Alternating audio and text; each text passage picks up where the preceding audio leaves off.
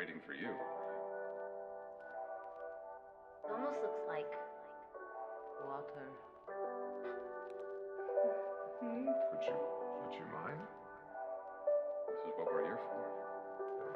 Accidents, correct, Caduceus? Never. Just delightful mistakes. I'm gonna hand you the sword. Embrace your destiny.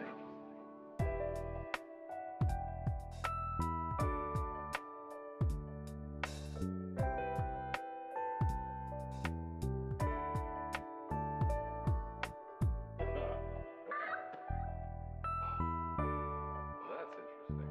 Proud of you for. Seaweed wraps are the shit!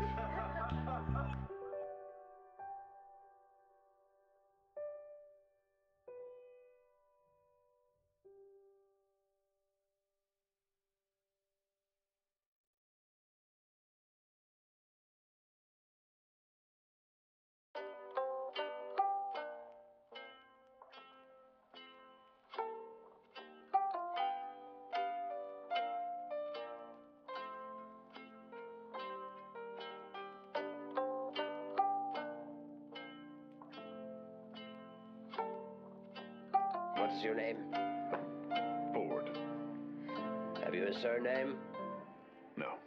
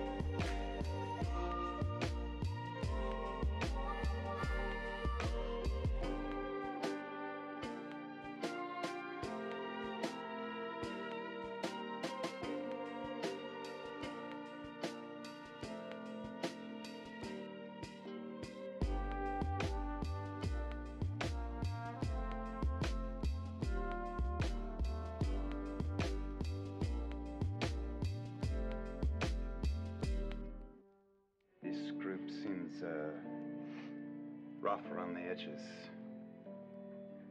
But you seem clever. Hopefully we can make this work. I think we should be able to. Yeah. I mean, I think amongst all of us, we should be fine. Let's make it work. We'll make it work.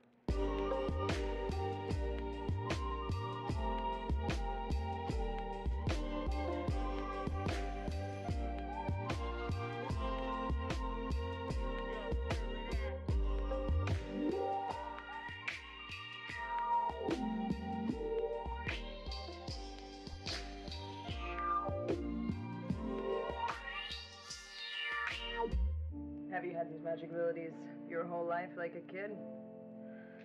No. Again, fairly recently. Something happened?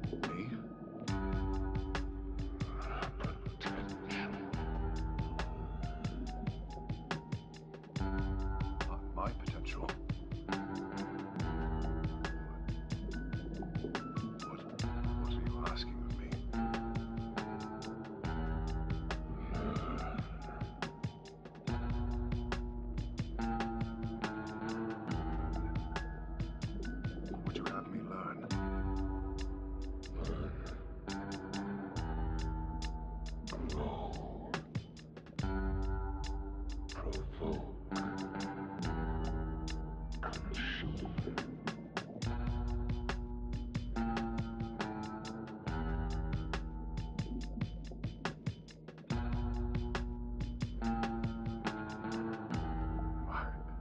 I don't understand.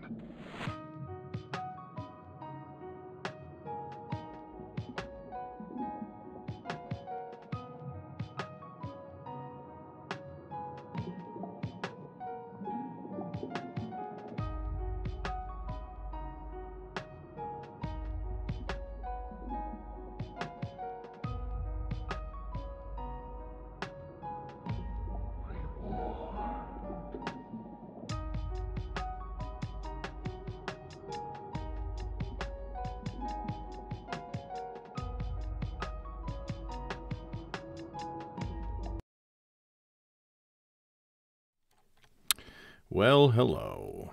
Here we are. 11:45 on a Wednesday night. And we're going to record some audiobook. So, that's fun.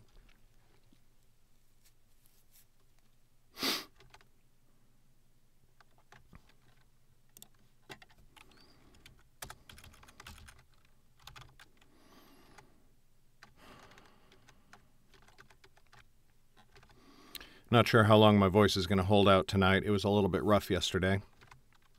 But let's give this a shot.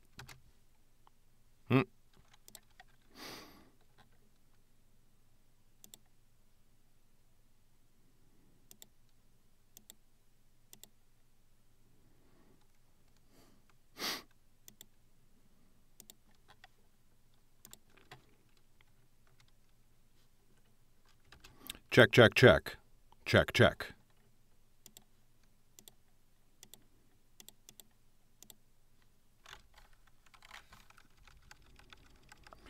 Check, check, check. Okay.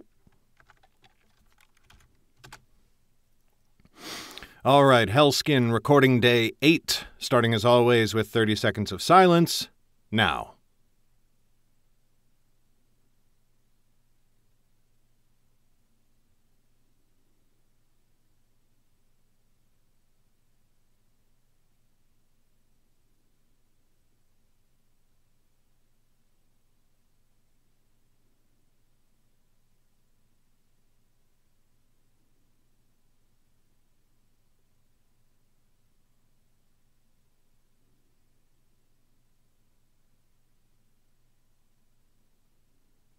All right.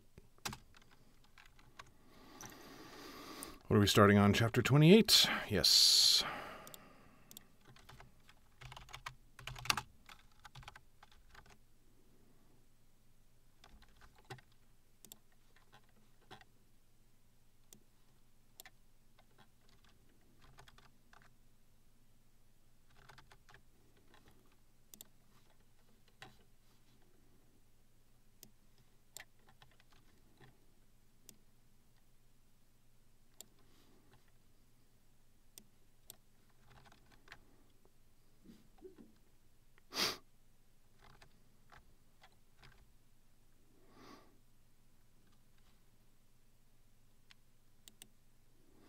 Punch and roll, record, no snap mode. Okay. Snap mode for sex, no snap mode. Okay. All right, I think we're ready to go. Here we go. Little bit of tea with honey.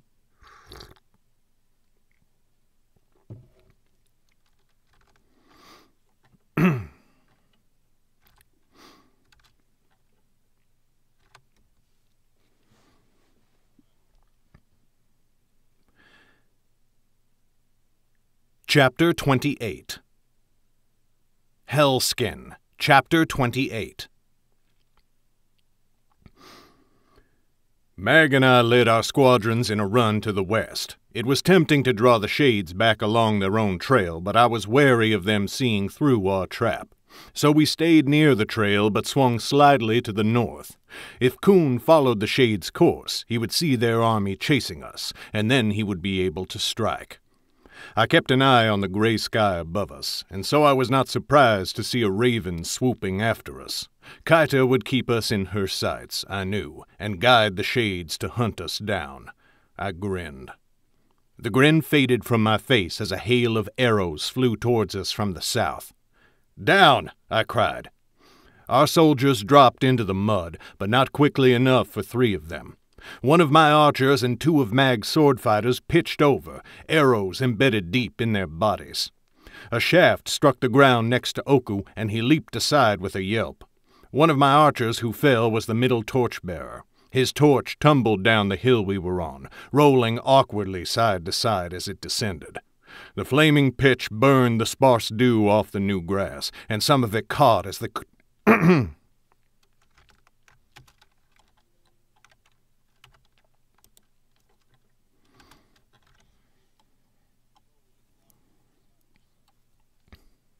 The flaming pitch burned the sparse dew off the new grass, and some of it caught as the torch kept rolling. I looked up to where the arrows had come from. A party of shade archers had run ahead of the rest of their force. They had stuck to the lowlands and moved faster than we had, and now they had a clear shot at us atop the hill. Mag saw it at the same time. "North!" she cried. "Move north!" We ran up and over the lip of the hill, coming down the other side. But a murmur was on the air, coming towards us from the east. More shades advanced.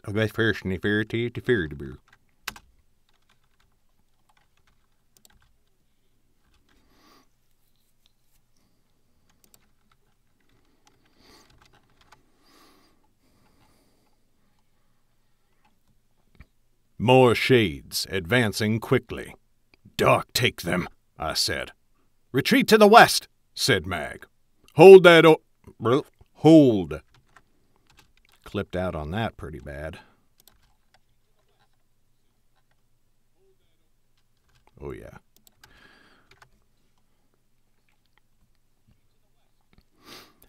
"Hold that order." Mag's gaze snapped to me, and I pointed to the hilltop east of us. "We should deliver one volley as they come over the top. It should pin them for a moment at least, and give us more time to flee." "Very well," said Mag. "Green Squadron, line up behind the archers. Watch for a flank." "Sir!" barked her squadron. "Black Squadron, draw!" I cried. Arrows flew to strings and drew back. We held for a long, tense moment as the murmur of voices grew louder on the air. Oku was beside me, bristling and growling. I saw a helmeted head appear over the eastern hill. "Loose!" A dozen arrows darted through the air, slamming into the first line of shades. Nearly every one found its mark. "Again!" I roared, drawing and firing my arrow. My squadron joined me, and another hail of death fell among our foes.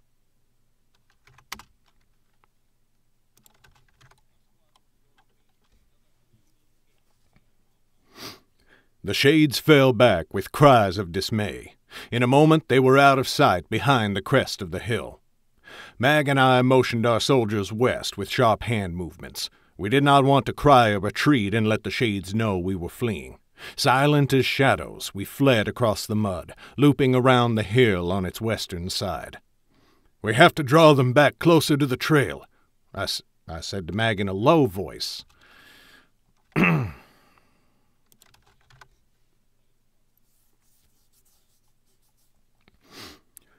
"We have to draw them back closer to the trail," I said to Mag in a low voice. "Otherwise Chausaku will never be able to lead the captain to us." She only shrugged and raised her brows. "You are the ranger. Lead on." "I am not a ranger," I growled. "Squadrons, follow me."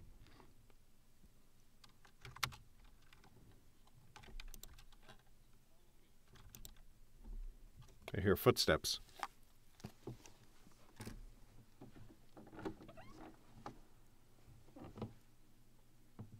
I imagine footsteps?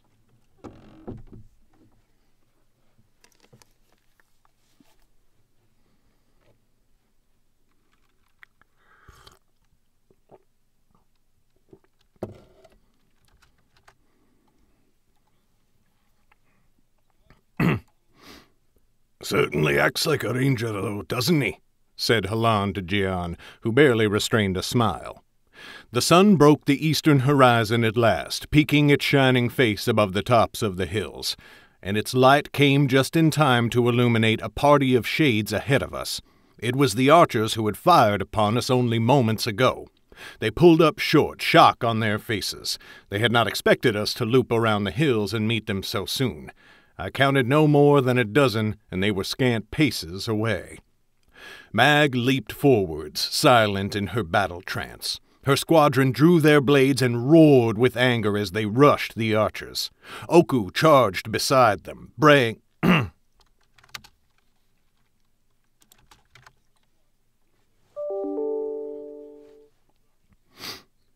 Oku charged beside them, baying with all his might. The shades loosed a ragged volley before turning.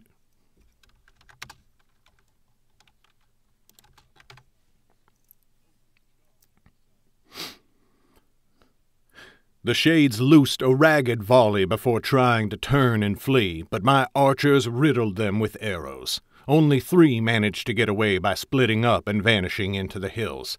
The rest fell dead, pierced with arrows or hacked apart with swords or Mag's spear. Oku brought one down, jaws clamped around her ankle and then her throat. But Mag lost another soldier in the skirmish, and the Shade's desperate bowfire took 2 of my archers and wounded another. We each had a dozen fighters left, including ourselves. "South!" I gasped, and I hauled my...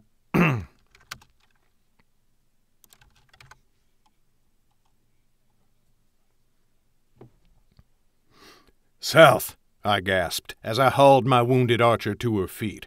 She gritted her teeth as she leaned on me and tried to run as best she could. The murmur grew louder to the north. As we drew near to the Shade's trail once more, the murmur became a roar. I risked a look back and saw the Shades emerge over the hills behind us. There were at least 150 of them, and they came charging across the mud at us with bared steel. At their head was the brute woman, and above them swooped Kaita in her raven form. She was drawing closer, and I knew it could not be long before she would take the field in one of her animal forms. "Mayhap we can at least kill her before the end," I thought. "Keep going," I cried. "Run, as long as you can. We have to give the captain time to—" Another roar filled the air, hundreds of voices screaming in bloodlust and fury. The Shades ground to a confused halt, even as I turned my gaze to the east. The rising sun fell into my eyes, and I had to shield them with a hand. When I could see again, the sight nearly made me weep.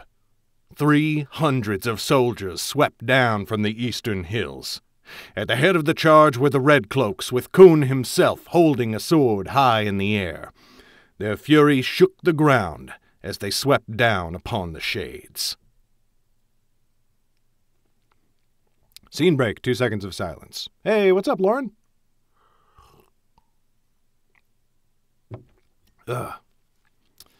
Tea is good. I like tea. Retreat! Nope. Retreat! Nope. Tagata. I take no joy in this. I need to listen to her.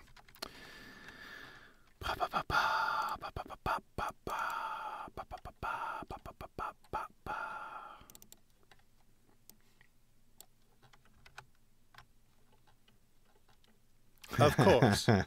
It's only 6 where you are. Holy cow. In the Great Rocks? How did they know about our stronghold there?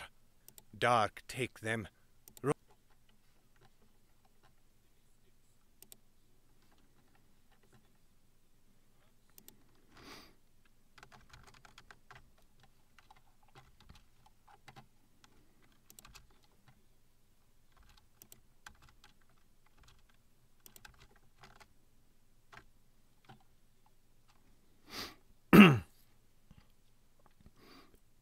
Retreat!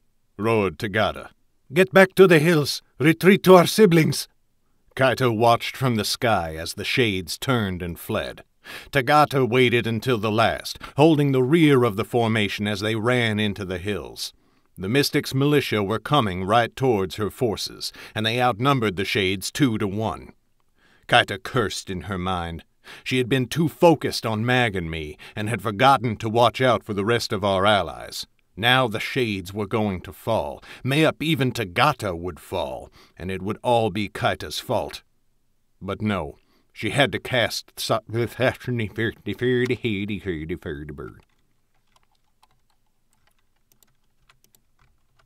Whoops. There we go.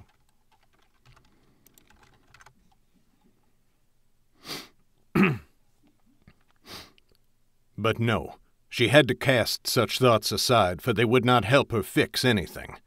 Kaita swooped low, looking for any way the shades could escape. They made their way north through a narrow gap between two hills. It was the closest thing to a defensible position that Kaita could see. Tagata formed up squadrons of spears before the opening, to hold it against the mystics as they attempted an offense. But it would not last long. Soon the mystics would simply move up the hills and around the sides of the shade formation. Kaita swung wider, looping in the air and looking for anything to help. There seemed no hope of escape in these cursed hills, and a last stand would serve little purpose. But there had to be a way. Her hunt... Excuse.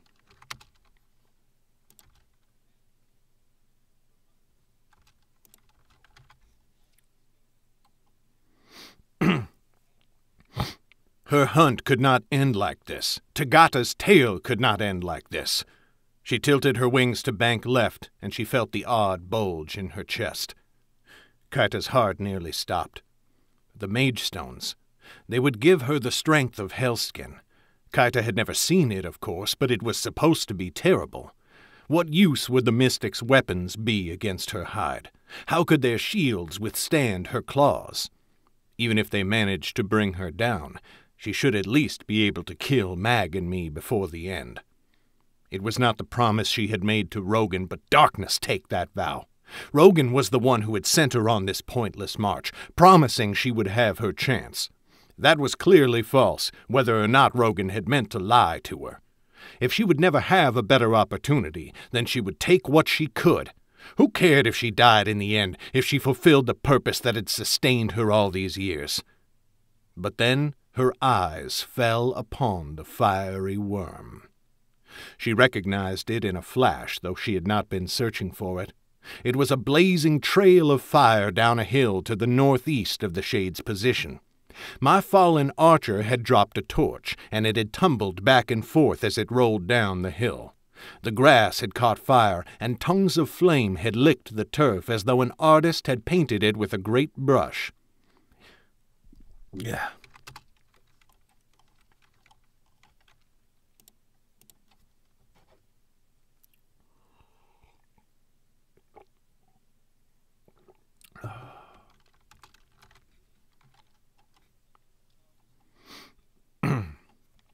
It looked for all the world like the shape of a flaming worm stretched out upon the hillside.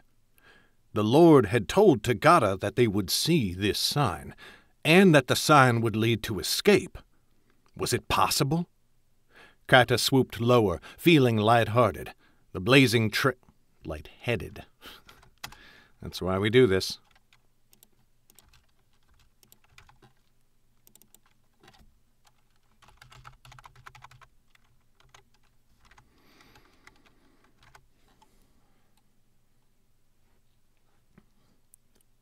Kaita swooped lower, feeling light-headed.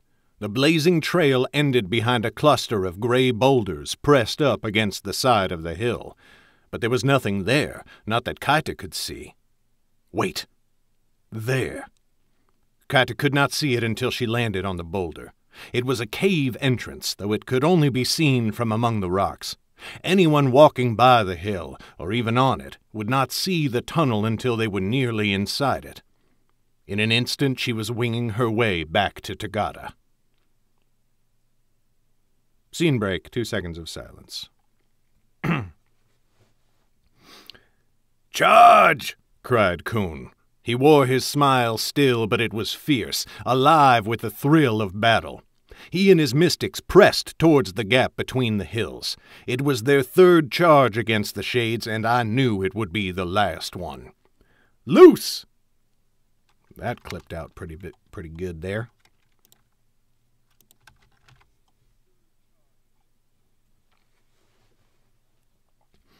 "Loose!" I cried. Our arrows flew over the mystics' heads, landing among the enemy and casting many of them to the ground. The rest of the shades wavered, and they broke almost the instant Coon's mystics slammed into them. As one, they turned and scattered, blue cloaks fluttering in the air behind them as they ran north in the mud. Mag and I guided our squadrons close behind Coon's as he ran in pursuit. But almost from the moment I pressed through the hills, I felt that something was wrong. There were a paltry few dozen of the shades in front of us. Then I forgot such thoughts as another roar filled the air. Jen, Coon's nephew, cried aloud as he led his company from the east. Coon had sent him east to loop around behind our foe. Now they were flanked and cut off. 400 of our soldiers met in the center of the battlefield. The shades turned back and forth, wavering. They did not know whether to face the charge from the south or the one from the east. In the end, it did not matter. They died 2-1, their blood staining the muddy ground beneath them as it pooled. The battlefield fell to silence, that sudden, shocking stillness that comes after the worst violence, the most brutal carnage.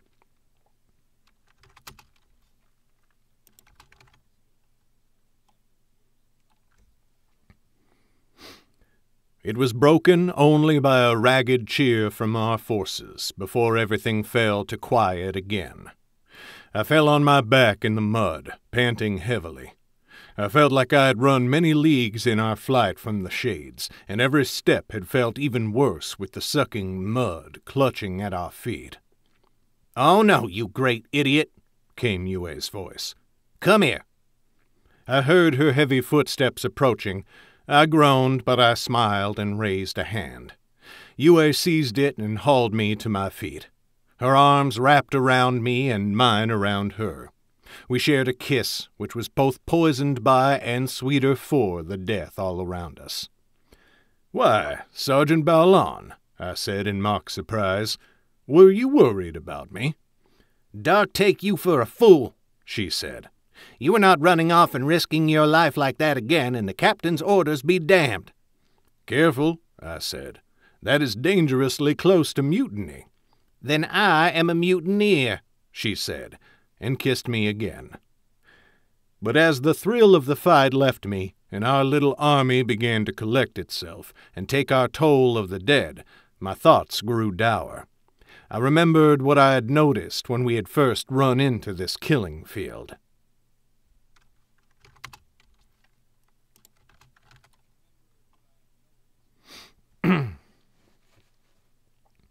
And it seemed I was not the only one.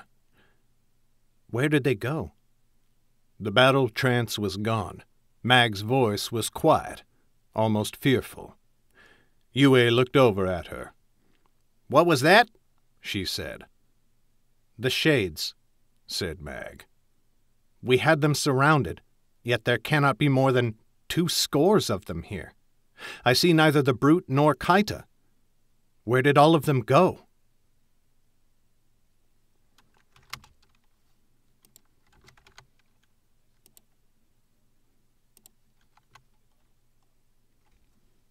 I studied the ground. Tracks led into the field from the south where Coon had attacked. There were tracks from the north where the shades had come from the first place, and tracks came in from the east where Zhen had led his company in the final charge. But there were no tracks leading out of the little dell at all.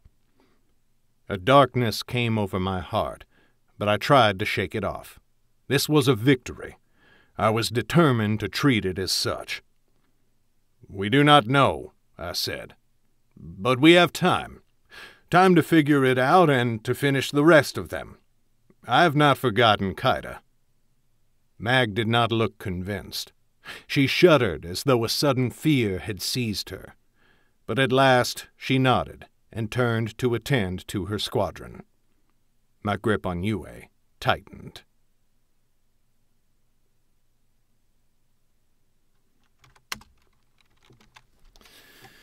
Okay.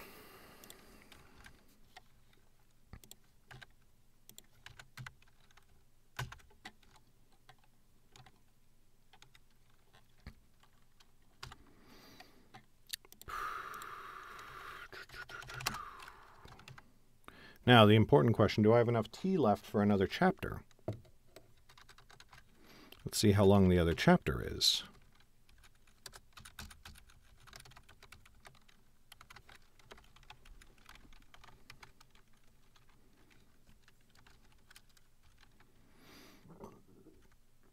Oh yeah, short chapter.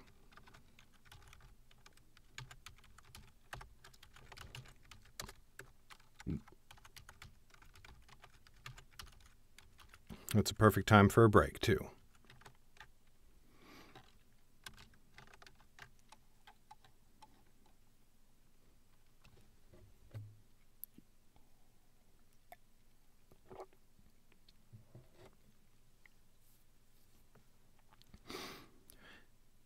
Chapter 29. Hellskin, Chapter 29. Kaita collapsed against the rock wall of the cavern. Her whole... That didn't go very long.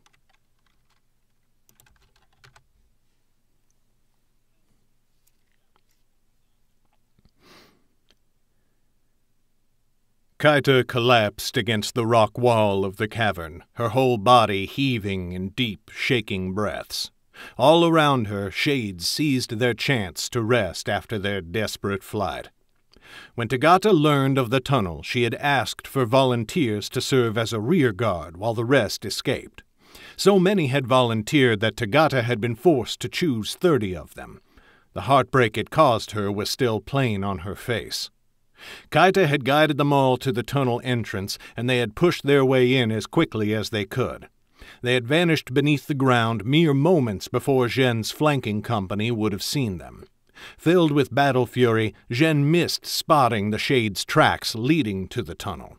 Then his troops had trampled over the signs, obscuring any hint of how the Shades had seemed to vanish into thin air. The tunnel had turned west and continued beneath the hills for a long way, plunging deep into the earth before leading to a massive cavern.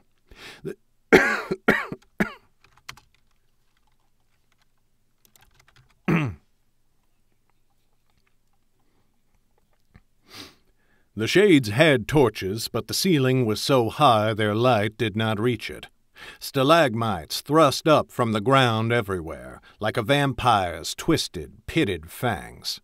But the space was drier than the soaking outside, and hidden, and surprisingly warm compared to early spring's chill.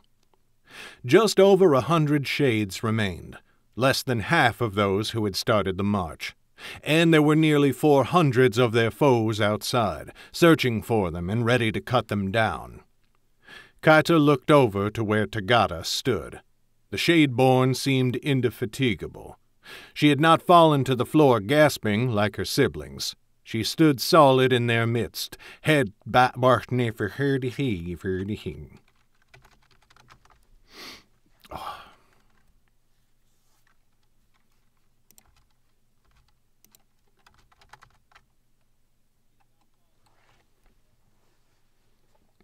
She stood solid in their midst, head bowed in mourning.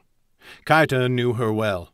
Tagata would blame herself for every soldier who had fallen on this long trek. The Lord had foretold the outcome, and he held her blameless for it, but that did not matter to her. Slowly, Kaita forced herself to her feet and went to the Shadeborn's side, placing a hand on her arm, which burned like an oven. "Tagata," said Kaita quietly.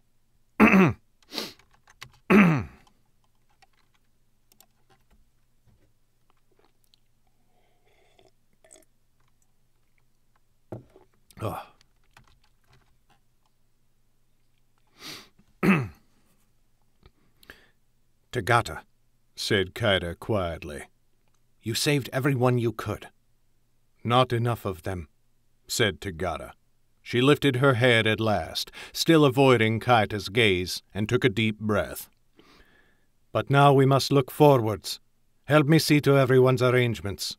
I want fires if we can find the fuel. None of us should have to sit in the dark, alone with our thoughts." "I think I should scout the caves," said Kaita. "We do not have endless supplies.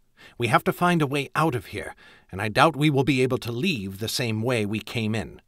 The Red Cloaks will likely make camp in the same dell where they—" She bit off her words. Tagada's expression darkened. "Where they slaughtered our kindred," she rumbled. "Yes," said Kaida. "But we will avenge them. I swear it. Let me take my mountain lion form and search for a way out of this place, and then we can plan our retaliation. The Lord told you this place was an escape. There must be a way." Tagada gave her a small smile. "Whoever thought you would be the one coaxing me to have faith in our father? But you are right, of course. Go then, dear one. I will care for our kindred."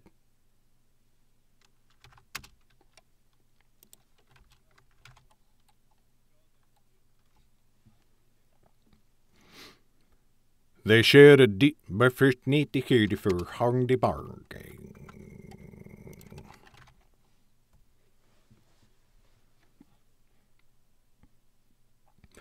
They shared a brief embrace, and then a glow filled Kaita's eyes as she took her mountain lion form. The caves seemed to fill with light in her vision, the sparse torches letting her see almost as well as if it were day. She remained standing there by Tagada for a moment, drinking in the warm air. Her nose filled with the scents of the shades behind her, and 1,000 other smells as well. Long stale dung from animals who had passed through, and fresher deposits from bats. There was no sign of any larger animals having been here recently, which was a relief. Soon there was nothing more to be learned without setting off to explore. She rubbed her lion head against Tagada's waist and received a gentle caress along the throat. Then she loped off into the darkness. "Ooh, my mouth, my mouth, my mouth."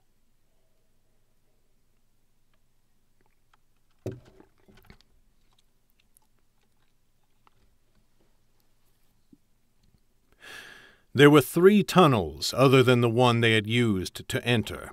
Picking the first one to her right, she ran down it, eyes and nose open. The passage twisted this way and that. Sometimes it dropped sharply down, and sometimes it rose so steeply that she had to climb, her claws digging into the limestone of the walls. For a half-hour she crept along the passage, her hopes high. The tunnel did not dive deeper into the earth, which was a good sign. If it did not finish in a dead end, then there was a good chance Kaita would find an exit. And then, slowly, several strong scents began to creep into her nose. The first was fresh air, thick with snow, and her heart leaped. But then she smelled other things. Wood, but with an acrid and bitter undertone. That would be the pycnandra trees. And she smelled people, a great many of them, and their horses and wagons and goods of all sorts. It was Kuhn's force. Kaita had little sense of direction beneath the earth, but this tunnel must have looped around to the southwest.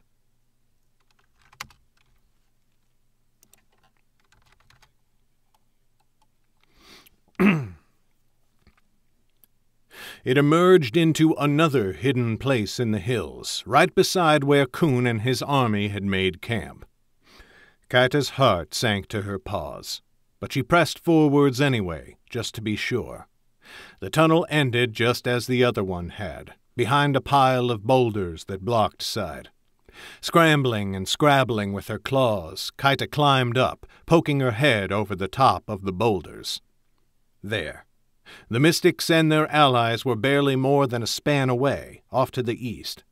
She could see the Red Cloaks massed towards the north end of the camp, while the army's train was to the south, closer to the caves where Kaita now stood. Once again she could almost feel Mag and me close by. We were there, right there. If she only took one of the mage stones, she could plunge into the heart of the camp, find us, and— But no. There was still her promise to Rogan. Kaita growled, and the sound rumbled thick in her chest. This tunnel was useless for escape unless the mystics eventually left, in which case the shades could more easily leave through the same passage they had first found. Discouraged, she trotted the long path back to the large central cavern. By the time she reached them, they had set up their camp, tents all in neat rows as they had done above ground.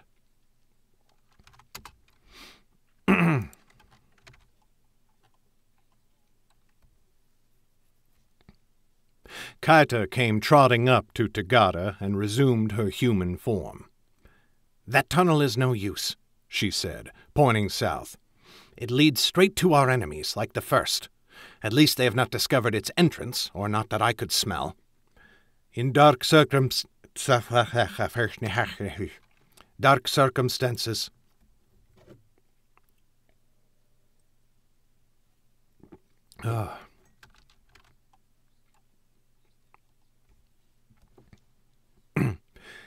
In dark circumstances, we must cherish small blessings all the more," said Tagada.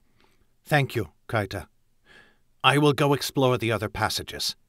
She turned to go, but Tagada held up a hand. "Wait," she said.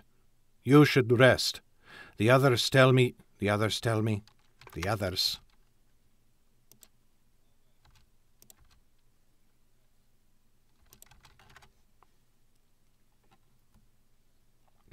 You should rest. The others tell me you were wakeful through much of the night, and you have run far and overused your magic since before dawn." "I am fine," said Kaida, shaking her head. "I will rest once I find us a way out of this mess." "Eat some food, at least," said Tagada. "You cannot tell me you are not hungry." She smiled as Kaita's stomach rumbled aloud. "May a bite would be good," said Kaida reluctantly. Tagada chuckled and ushered her over to one of the noisome campfires the Shades had built. There were only 2, for they had had to make them out of dried dung, and there was precious little of that to be found. Kaida sat, her body nearly screaming in relief after its exertions, and they began to tuck into a little meal together with their fellows in the darkness.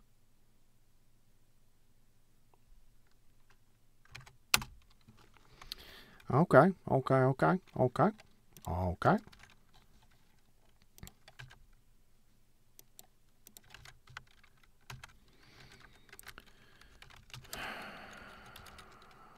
Wow, that was fast.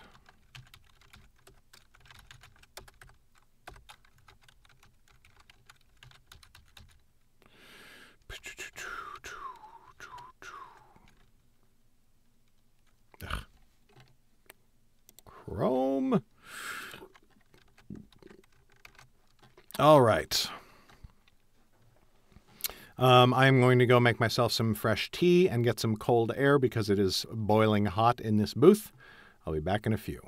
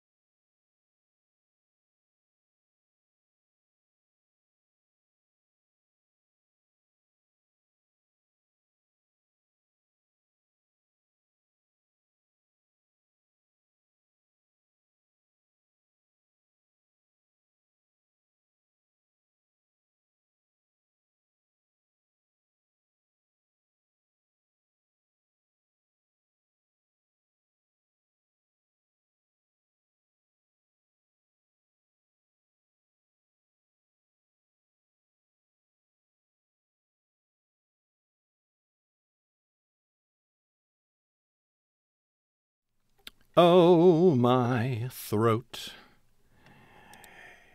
is very pained.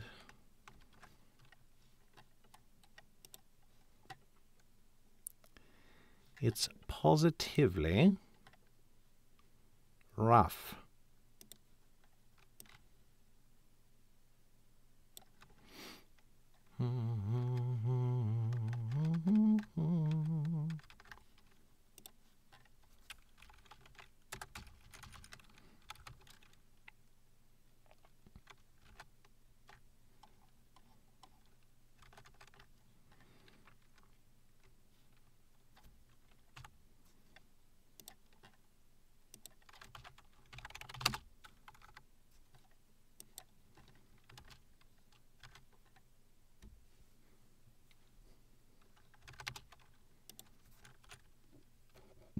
Excuse me.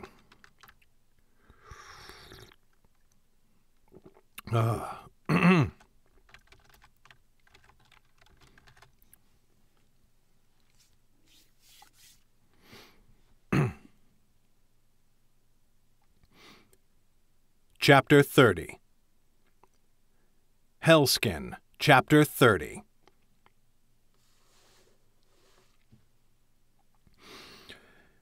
Back on the surface, Mag and I had reconvened with Dryleaf and Yue in the wake of the fighting. Kuhn ordered our camp moved from the green frost into the hills.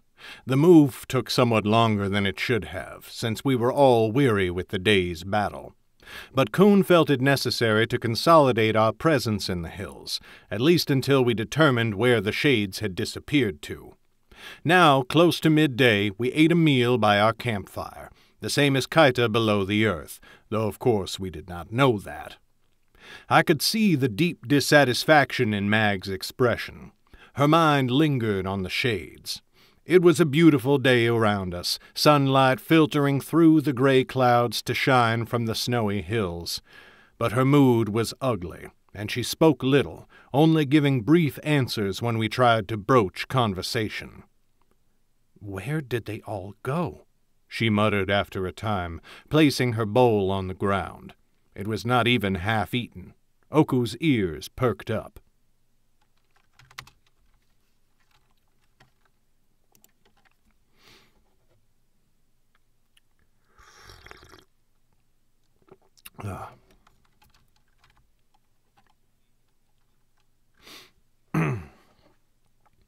"They cannot be far, Mag," I said gently. "There was no—"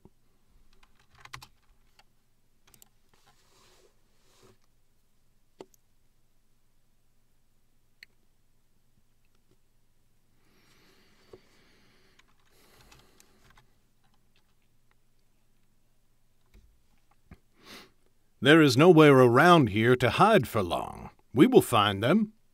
"And in the meantime there is plenty to do," said Yue. "We were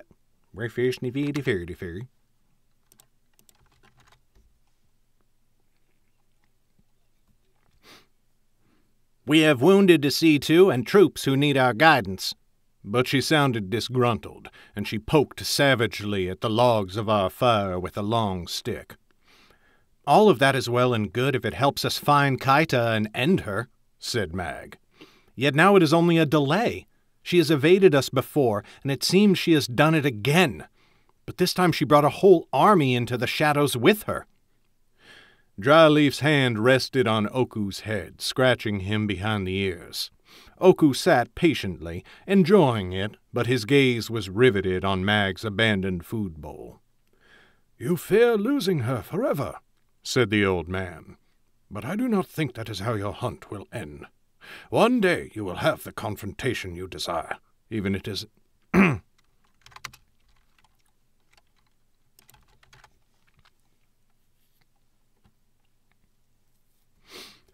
One day you will have the confrontation you desire, even if it is not here in these hills."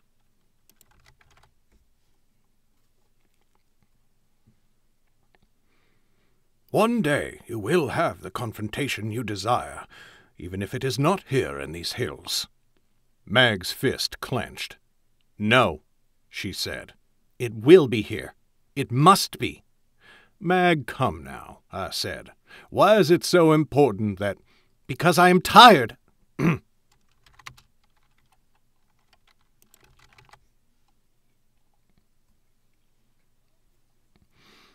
Because I am tired, Alburn, said Mag. Her voice cracked, and hearing it froze me. I'm tired of having her dangled in front of my face, luring me along like a carrot does a mule. I'm tired of wandering endlessly across the 9 lands. I want this to be over, now. I'm tired of... She turned away, looking towards the center of camp. Mag, I said slowly, I do not know what comes next, she said, almost whispering. I have no plan for it, but I want one. I've been trying to think of it, trying to picture it. I cannot. It is as though my road ends with Kaida vanishing at her feet. It makes my life feel so small, and I'm tired of that too. I want an after. She stood. And I'm going to have one. Mag, I said sharply. Yue and I scrambled to our feet as she stalked off. I helped Dryleaf up and brought him along. Where are you going? To speak to the captain, she replied.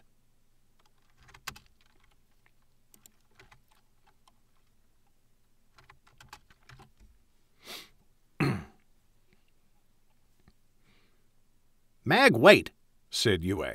Why? I am going to find her. What, alone? I said. Mag, you are not going anywhere without us, or me at least. I gave Yue a furtive glance.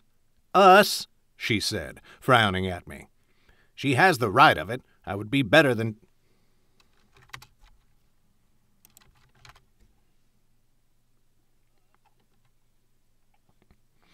She has the right of it. It would be better than sitting here on our rears. That is the spirit, said Mag, still walking at a breakneck pace. Mag, said Dryleaf. His voice was almost too quiet to hear, but Mag's gait hitched for a moment, as though she had nearly paused but forced herself on. My dear girl, do not risk too much with rash action. I risk nothing, said Mag. Every time I have faced her, I have defeated her without taking a scratch. Of course she cannot harm you, said Dryleaf, who was breathing heavily now with the pace of our walk. But what about everyone else? At last Mag stopped. She wheeled on him. And why do you think I am doing this? She snapped. What do you think this whole journey has been for? I started chasing Kaida because of what she did to my home, to my Sten. In Lan Shui she killed many, and Kahonga she started a war that killed even more. Even now, though we win each battle, dozens fall every time. It seems clear that I can protect no one by moving slow, by ensuring each step is safe. So I am done with it. I am ready for the end, and I am sick of people telling me to wait.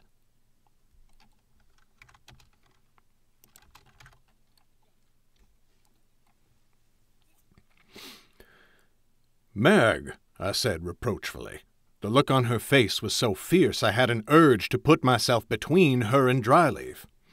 It is all right, my boy, said Dryleaf. He patted my arm. Strong words are of no concern to me. But I beg of you, Mag.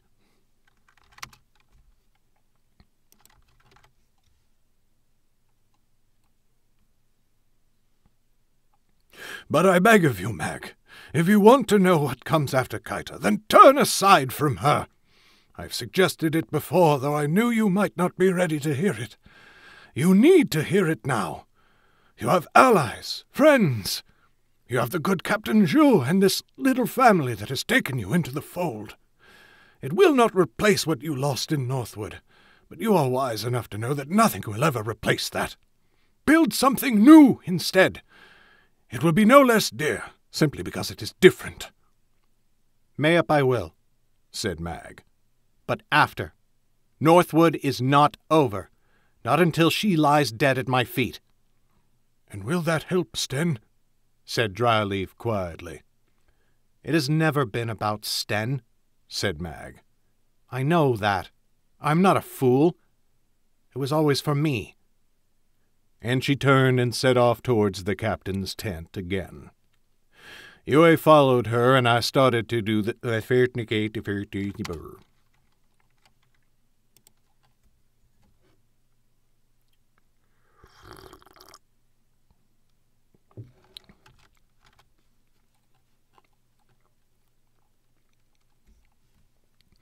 Yue followed her, and I started to do the same with Dryleaf, but he patted my hand and shook his head. "Leave me, boy. I will be of no help, and I may only anger her until she says something foolish to Kun. I will find my way back to our fire with Oku's help." "All right," I said. "We will return as soon as we may." I ran after Mag and caught her as she reached Kun. He was in conference with Tu and the other lieutenants, including his nephew, Zhen. The group of them all looked up at us in confusion. Tu's voice. Do we remember Tu's voice? I don't remember Tu's voice. Oh, no. Oh, no, I remember Tu's voice. Sergeants. Sergeants.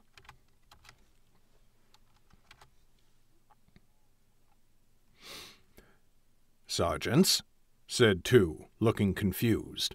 It was a breach of protocol to approach him while he was in conference with the captain. "Lieutenant Shi," said Mag. Then she turned from him to Kun. "Captain Zhu, I request permission to investigate the Shade's disappearance, along with Sergeants Telfer and Baolan." "Sergeant," said Yu, speaking sharply now.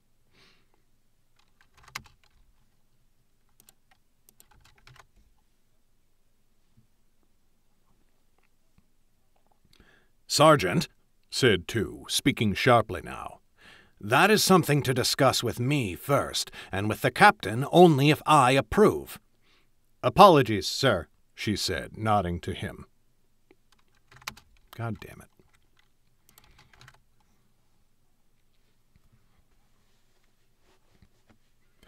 "Apologies, sir," she said, nodding to him. "But time is of the essence. Hours have passed since we saw them. Wherever they are now, we can be certain they are moving farther away.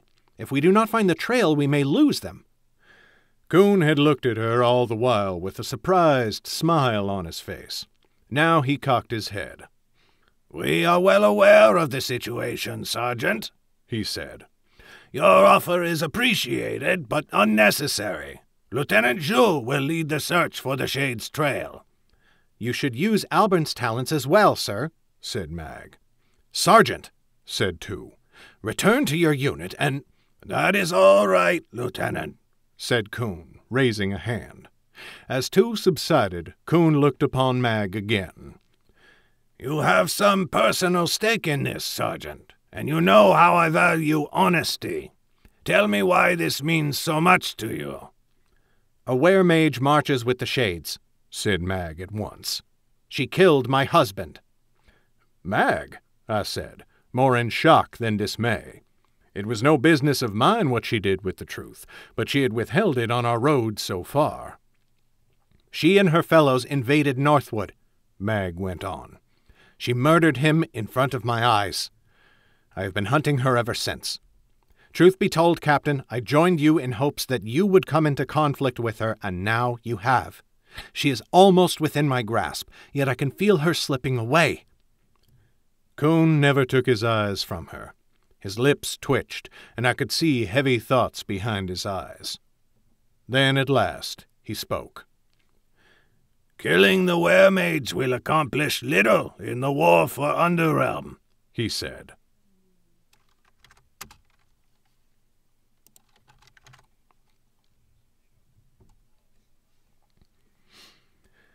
"She is an asset of the enemy, yes, and a powerful one, but only one. Meanwhile, you, Sergeant Telfer, and Sergeant Baolan are 3 highly trained and invaluable officers in our war effort. Risking the 3 of you to locate the enemy is unacceptable. If you have any skilled trackers in your squadron, I might consider sending them, if you propose it to your lieutenant first." "Captain," said Mag. "No, Sergeant," barked Tu, stepping in front of the captain. "You have pushed things quite far enough already. Your captain has given you a command. He has even deigned to explain his reasoning behind it, which you are not owed. Turn and march back to your unit now, or you will face discipline." I had never seen the lieutenant so angry. Mag looked as if she wanted to argue more, but she subsided. Coon's expression was firm, but I saw pity in his eyes. If I'm being honest, I agreed with his decision. An army is nothing if it lacks unity, and soldiers cannot be running off to settle personal vendettas. Gently, I put a hand on Mag's arm. "Come." She turned without looking at me and stalked back to the tents.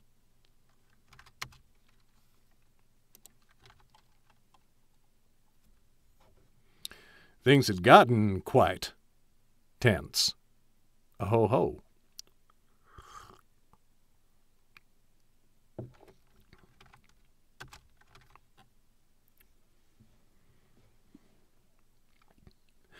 I waited a moment more, bowing my head to two. "Apologies, Lieutenant. It happened very quickly." His nostrils flared, but he did give me a brief, sharp nod. I took that as the best sign I was going to get, and together with Yue, I followed Mag back to our tents at the heads of our squadrons. "How did it go?" said Dryleaf. "Not well," I answered him. The captain was not amenable to Mag's decision. "And is that the end of it?" said Dryleaf. "Not on your life," said Mag firmly. Yue frowned. "What do you mean? The captain gave his order." "I'm going out anyway," said Mag. "You cannot be serious," said Yue. "After he told you no?" Mag looked at me. And then my mouth clicked real bad.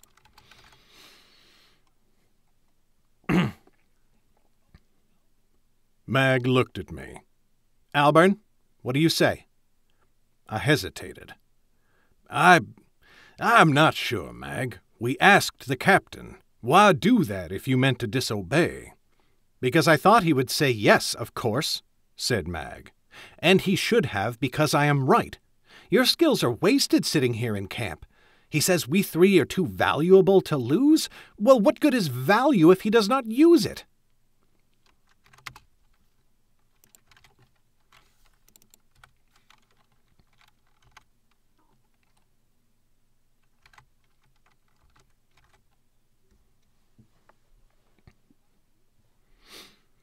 "Yet if he sends us out alone and we do not return," countered Yue, "then we are nothing."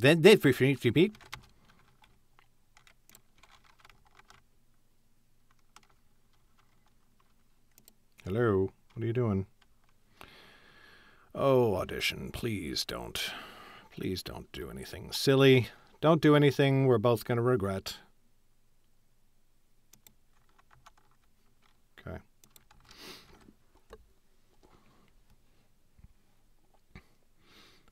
"Yet if he sends us out alone and we do not return," countered Yue, "then we are worth nothing in the next fight.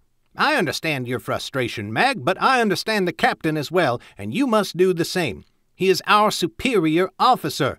We are soldiers." "I left the mercenary life for a reason," said Mag.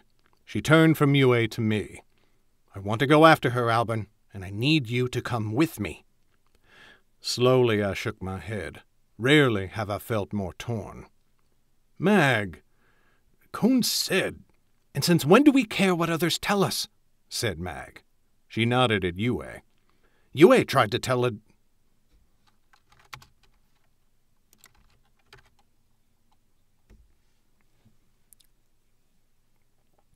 "Yue tried to tell us what to do in Lan Shui.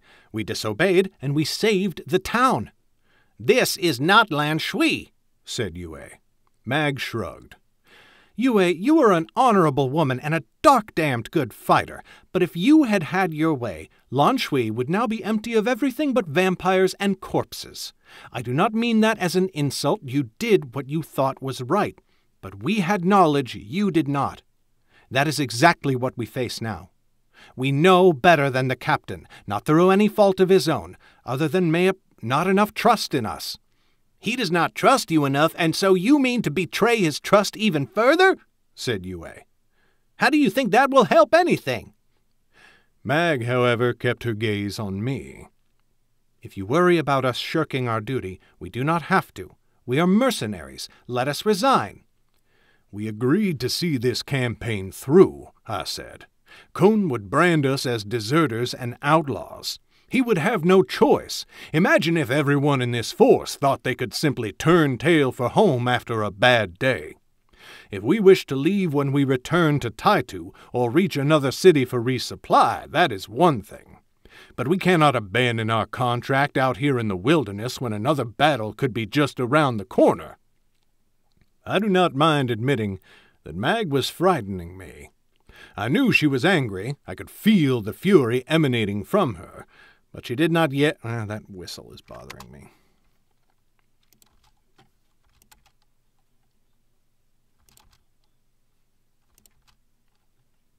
Oof.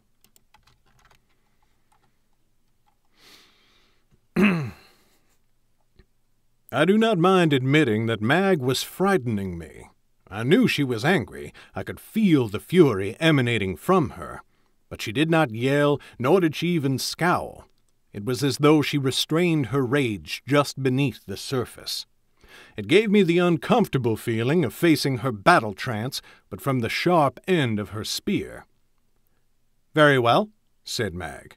"If we cannot break contract, I'm afraid we must disobey orders. I mean to seek the Shade's trail the moment the sun is down, which should be early." "We cannot, Mag," said Yue. "Albern, tell her we cannot." I struggled for words, searching for some way to make Mag see the foolishness of her actions. Still she held me in her gaze, and the look in her eyes was so intense that I felt incapable of gainsaying her. Yue stepped between us, breaking my eye contact. "Albern, you are a great fool, but not this great of a fool," she said softly. "Do the smart thing. Stay here with me tonight. Let us go and invite Nikao to stay with us. He has been trying hard enough to get inside our tent. Forget this madness."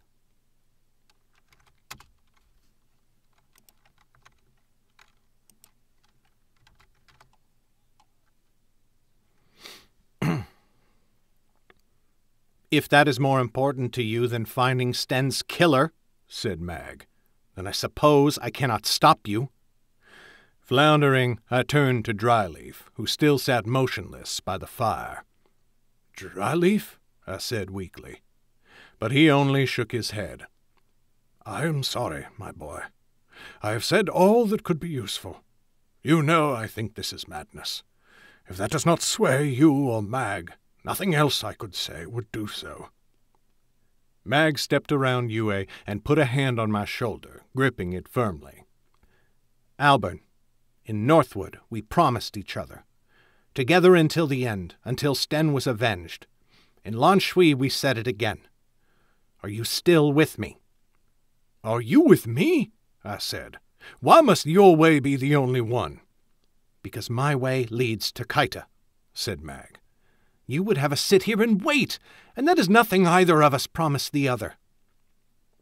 I have lost battles in which many of my friends died. I have borne the bitter sting of watching my commander surrender to the enemy in the middle of a corpse-littered battlefield. But rarely have I ever felt so defeated as I did in that moment. "All right, Mag," I said quietly. "I made my pledge. If you are going, and if I cannot say anything to sway you, then yes, I'm by your side. Until the end of the road." A beautiful smile splashed over her face, as if it had been thrown there. She released a sigh, and I realized how afraid she had been that I would refuse her. But that was never a possibility, really. She turned to Yue. "Well," she said, "we are going. Will you turn us in to the captain?"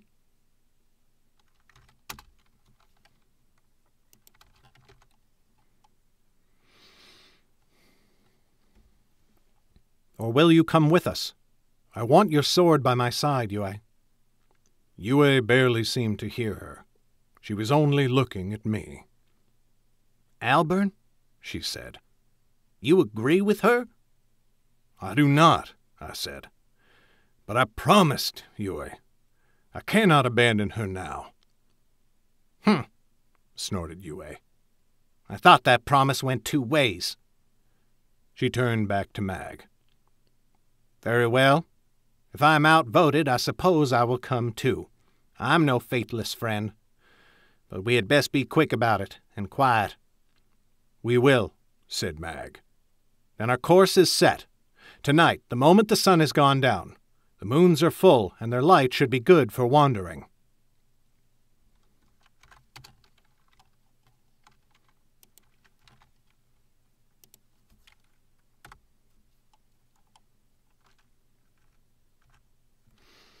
O.T.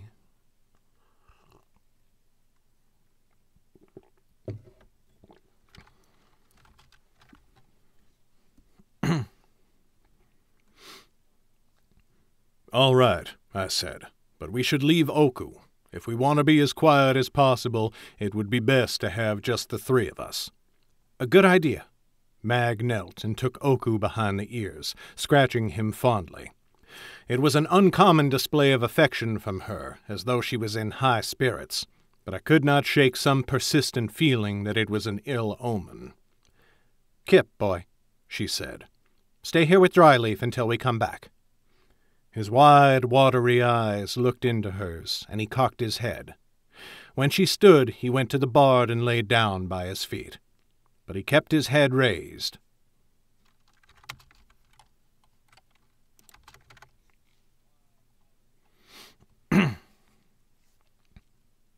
When she stood, he went to the bard and lay down by his feet.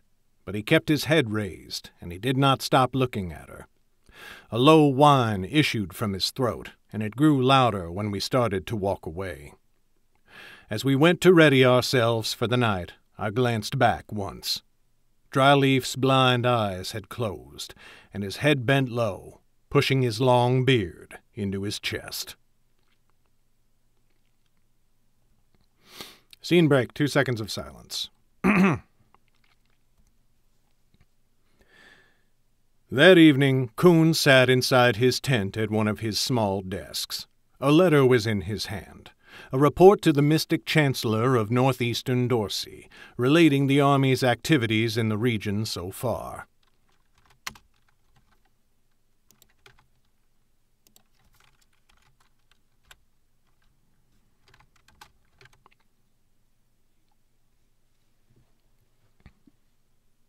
But his hand had long ago stilled at the quill, and his eyes stared at nothing. He wore his usual smile, but it was absent-minded. He was thinking of Mag and me, of course, and Mag's earnest plea to go and find the were-mage. So she lost her husband, he thought. That made sense to him. It brought many other strange things about her and me into a new clarity. He thought of his sister. Dear, sweet Min. He had cared about her more than anything else in the world. He still saw her beautiful dark eyes whenever he looked at his nephew, Zhen. What would he have done had she died from a blade instead of the wasting sickness that took her? Would he have lived his life the same way? Would he still wear the red cloak now? He turned to the door of his tent and called out, "Bring me Lieutenant Shi." The decision made, his quill sped across the letter again. By the time Tu arrived to speak with him, Kuhn had finished. He sealed the letter and handed it to the same messenger who stepped into the tent to present Tu. "Lieutenant Shi," said Kuhn brightly. "Please, sit." "Captain," said Tu, taking the seat opposite. "Thank you." "Of course. We all spent enough time on our feet today." Kuhn's smile widened.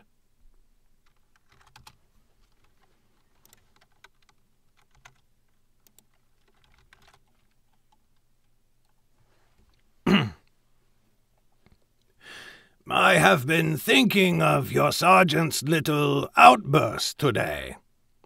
Tu's face darkened. "Sir, I spoke with them immediately after our council. I assigned Mag's squadron to latrine duty for the next 3 days, and I gave Albert and Yue strict warnings about—" Coon cut him off with a raised hand. "All appropriate reactions, but I find myself thinking of Mag and her purpose for being here. Purpose drives us, Lieutenant."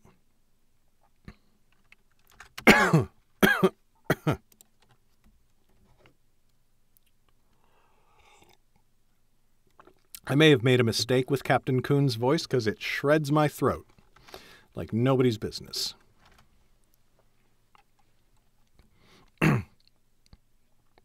"None take the red and rods but those who have a desire to protect their 9 kingdoms, or none should, at any rate.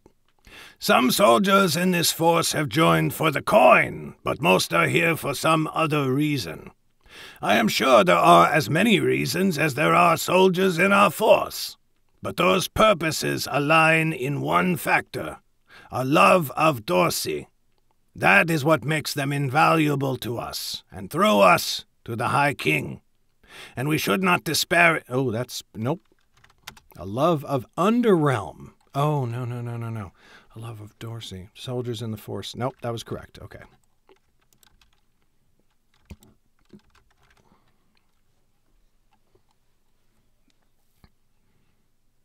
And we should not disparage the varied reasons that brought them under our command, if those reasons may be aligned towards our common goal." Two ducked his head. "Of course, sir. But, forgive me, why do you tell me?"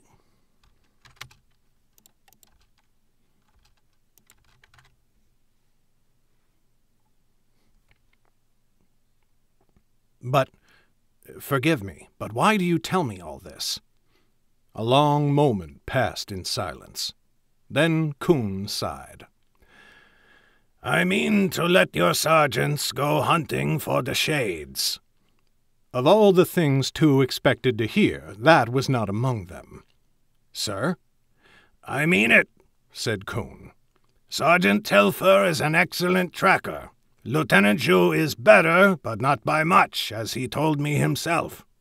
And if Alban should manage to locate the shades, he may need Mag's help. She was right. Zhen is already out there seeking the enemy. Better to double our chances." Two's jaw kept clenching and releasing, but if he harbored any doubts, he kept them to himself. After all, it would hardly be becoming to argue with his captain after he had just disciplined the rest of us for insubordination. "Very good, sir," he said.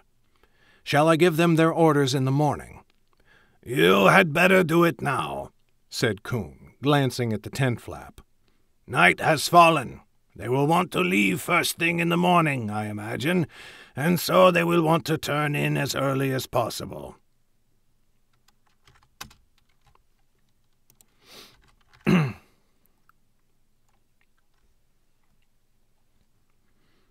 "I believe the 3 of them have already gone to bed," said Two. "I will tell them now in any case, even if I have to wake them, so they can prepare whatever they will need. Thank you, sir." He stood from the table, saluted, and left. Coon watched him go, still smiling. He pinched the bridge of his nose and pushed back, rubbing at his eyes, the smile never fading. But it vanished when Two came running back to his tent, only a few first knee.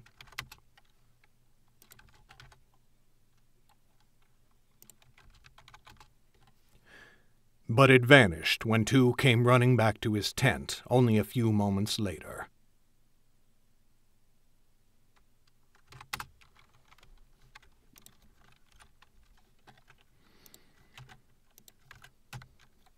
Oof, that was a long chapter.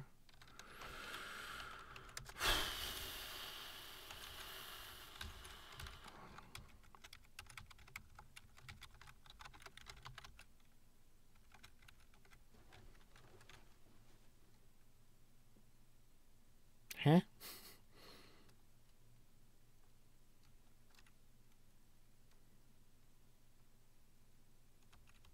Oh. Well, ain't that funny?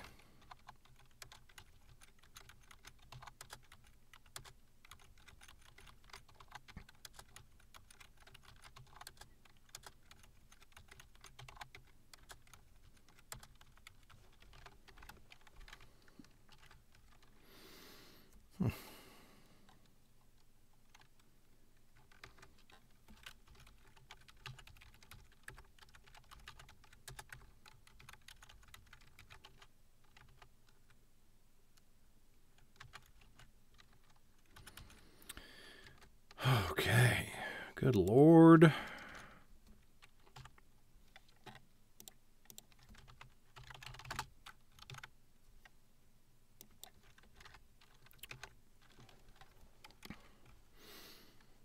Okay, the next one's pretty short. I'm going to try and bang out at least one more chapter, then I think I'll take a break and see how I'm feeling with my voice.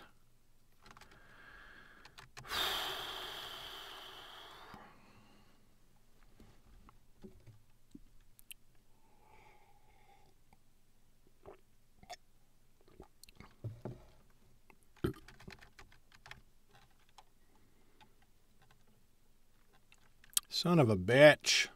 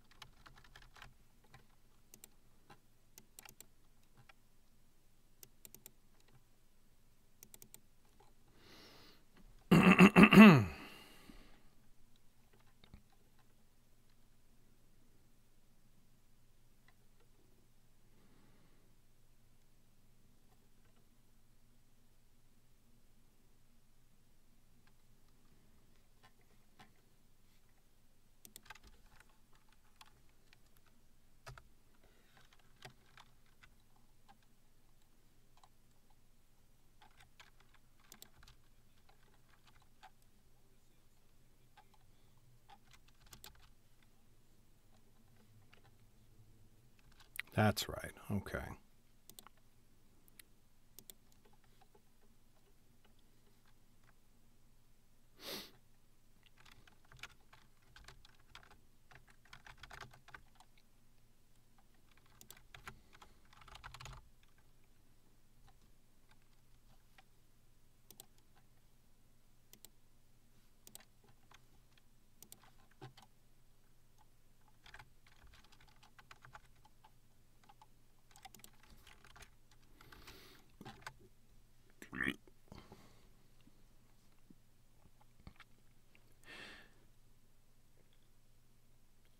Chapter 31.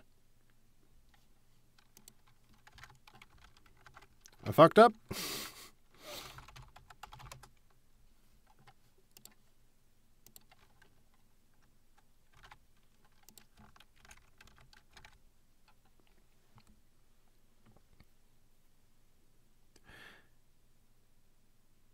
Chapter 31. Hellskin. Chapter 31. Ugh, said Son. You mean he caught you? I'm afraid so, said Albern. Well, caught is not quite the right word, but you will see what I mean a bit later in the story. Before you tell it, though, I have another question, said Son. Albern's brows shot for the sky. Do you indeed? Mark this moment, the first time you asked me to stop telling the story so that we could talk about something else. You are most amusing, said Son, no hint of a smile on her face. But the question is, in fact, about the tale. When you spoke of Mag hearing about dragons for the first time, a shadow seemed to cloud the day, and they both shuddered until it passed. You mentioned she had no parents. Why not? Well, she must have had parents, said Albern. Everyone does, after all. But if they ever did tell her the tales of dragons, she had long since lost those tales by the time she met Duana and came to Shuenyu. Scene break. 2 seconds of silence.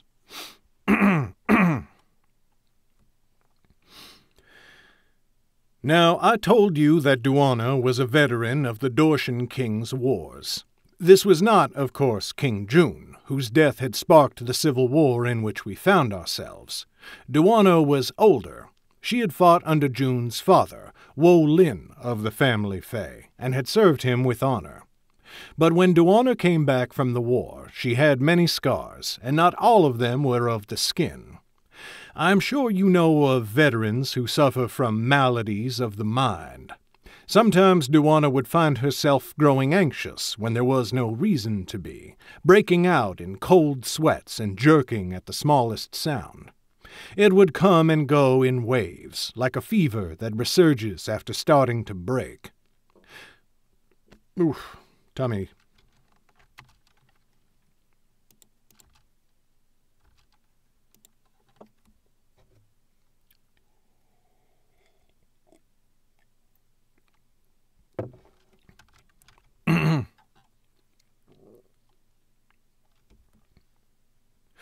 This might have been why Duana knew the signs of Mag's distress when she first told her of dragons. She knew how unreasoning such terror can be, and how small and weak Mag must have felt before the images in her mind. Thoughts are but wisps and gossamer to most people, but to some they hold a terrifying power, and sadly, that power is usually wielded most harshly against those who should be in control of it. The townsfolk in Shuiniu understood this, as do most in the Nine Kingdoms.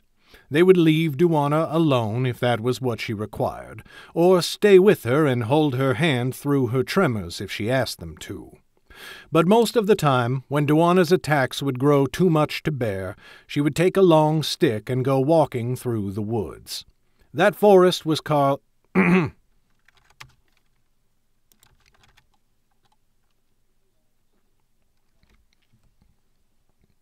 That forest was called the Carweld, as I have mentioned before, and it was peaceful. Beneath the trees, with birds singing and only the sound of her footsteps to accompany her, Duana would find peace again. Her body would gradually calm, her shakes ceasing, her breath coming free and easy. But one day the woods were not so peaceful. One day, just as Duana had overcome her fear, she heard something moving in the underbrush nearby. Duana's pulse raced again, but this time it was under control. She gripped her walking stick in both hands, holding it before her in readiness. The sound came once more. The creature was coming closer. Grimacing at the walking stick in her hands, Duana hoped she was not about to face a bear, but it sounded too small for that. Then a worse thought crossed her mind. It might be a cub, and the mother could be close. Duana was about to turn tail and run for town, hoping she could outdistance the thing, when she spotted the face. It was a girl. She was in a low bush, barely 2 paces away, and she was staring at Duana. Her face was so streaked with dirt and grime that Duana had missed her at first. She had wild, ratty hair filled with mud and sticks and who knew what else.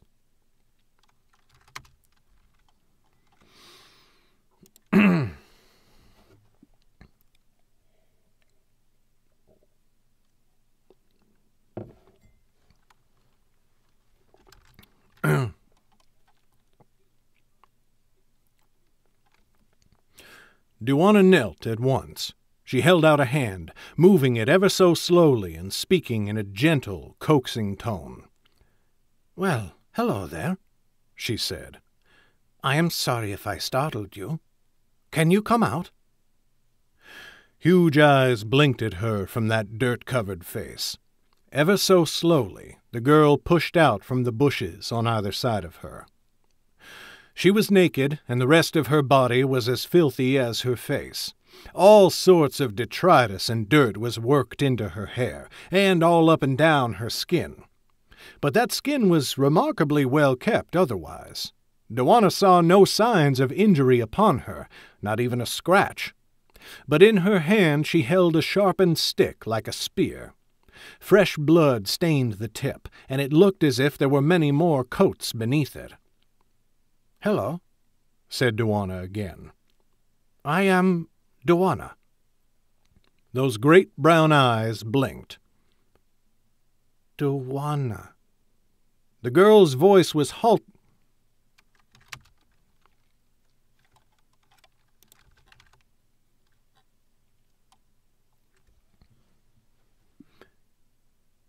Duana.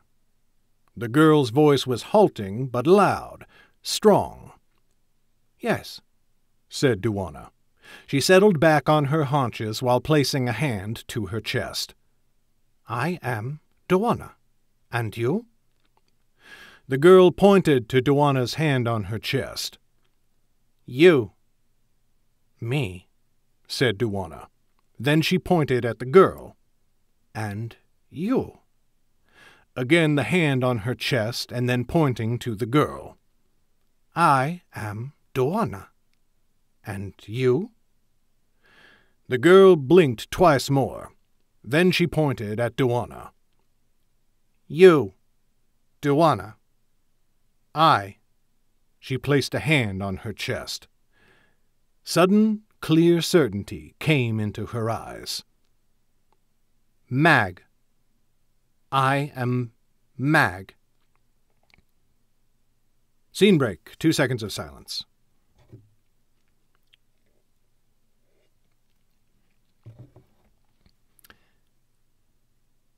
Dark take you to its depths, and dark take me for a fool for believing in you, bellowed Sun.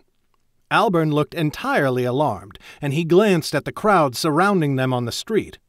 Fortunately, no one seemed to have paid much attention to Sun's outburst, for the bustle of 1,000 conversations did much to drown her out.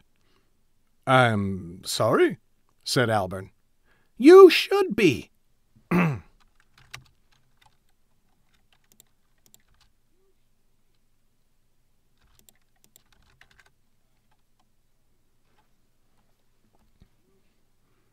said Sun. All this time I thought you were leading me somewhere with all this talk about Mag's peerless fighting. You did? I thought you were going to explain it.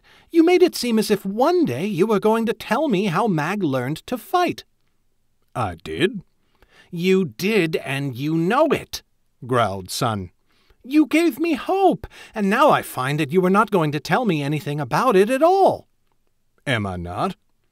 Sun reached over and pinched his nose, much to Alburn's very evident shock. Stop answering my questions with more questions. Am I? Or, that is...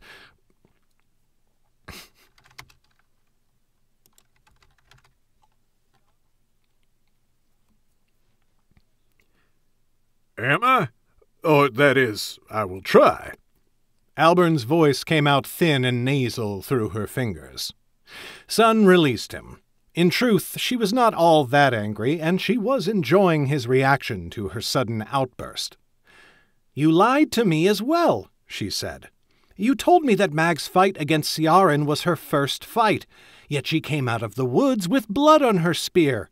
Clearly she had fought before. Alburn could not help a little smirk.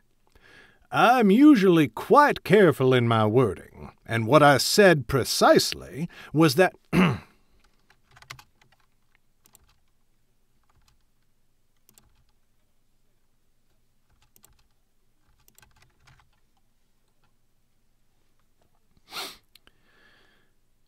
I am usually quite careful in my wording, and what I said precisely was that her scrap with Ciaran was her first fight against another person.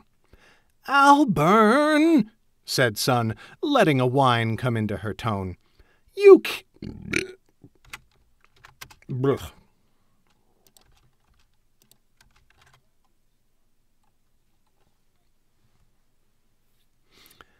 Alburn, said Sun, letting a whine come into her tone. You cannot be serious about this.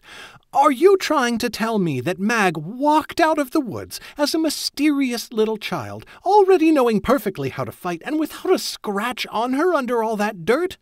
Is this your idea of the brilliant tale of the murky past of one of Underrealm's greatest figures? Because I must tell you that it is horrible. I have not felt so cheated since my tutor first taught me how to gamble, and then stole my allowance for 3 months straight.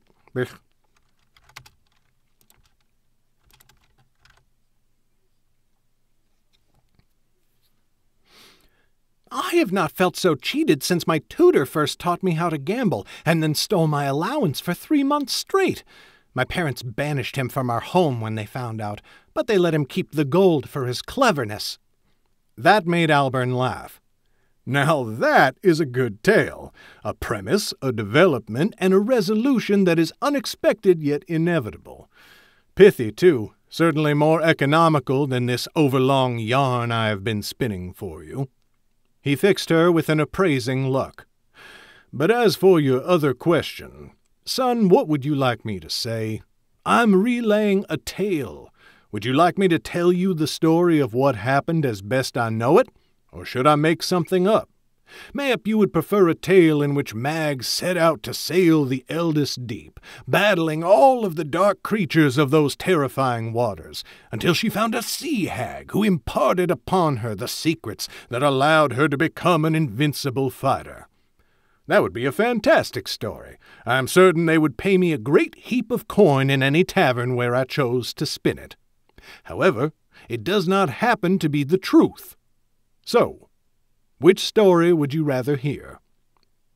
Sun folded her arms as they walked, staring at her feet in a pout. That is an entirely unsatisfactory explanation.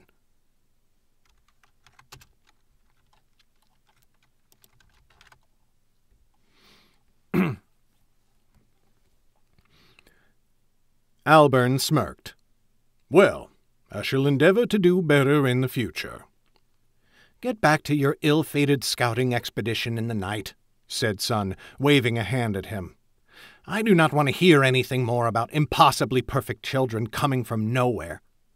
Alburn's mouth twisted.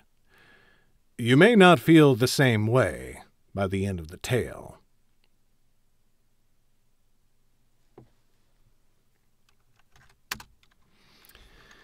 Okay, crew. I'm done. My throat is already burned out. I'm deeply out of practice with narrating, especially for long stretches like this. So, yeah, I gotta go. And that was 31, right? So now we're on 32. Yeah, okay, there we go. Okay, let's see if anybody else is streaming right now that we can toss a viewer to. If not, I just gotta go to bed and rest the voice.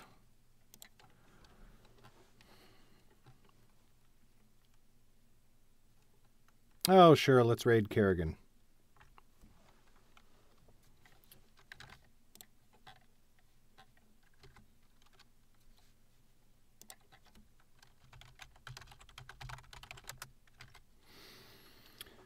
Oh, okay.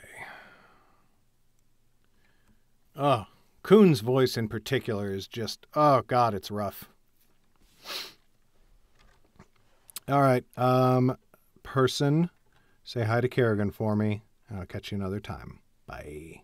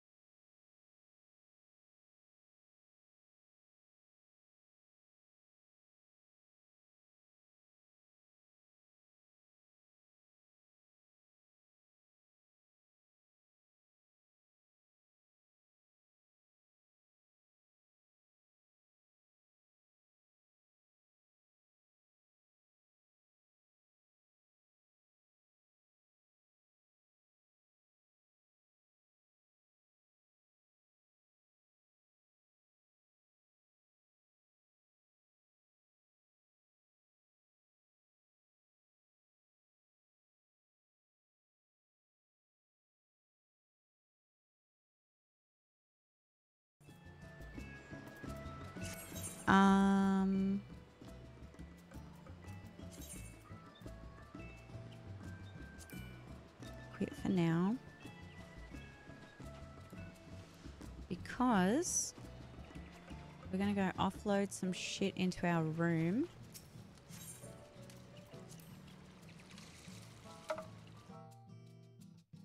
Have a good rest and some tea.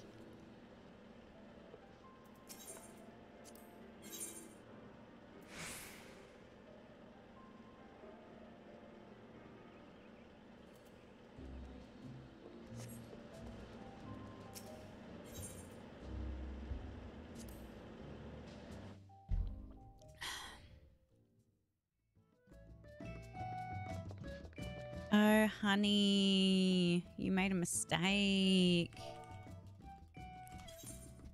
Made a mistake.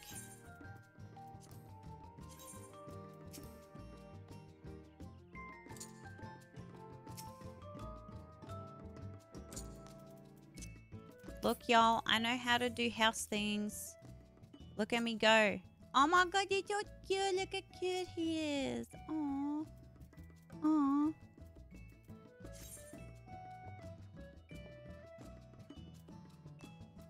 Yeah.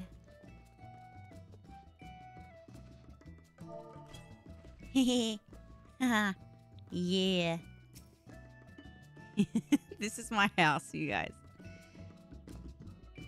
This is my house. Welcome. Welcome to my humble abode.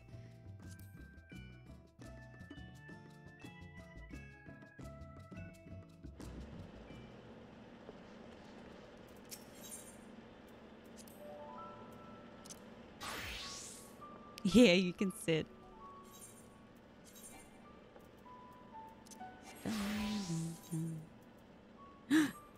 Ooh, we got some upgrades, bitches.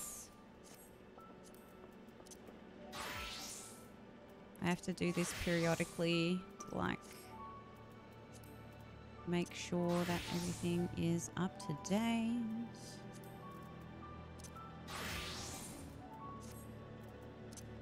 I don't think that one changed anything. Nothing, nothing. Well, I haven't even played Dark, so... Fuck off! Change. What do you mean that? What do you mean? How? Where?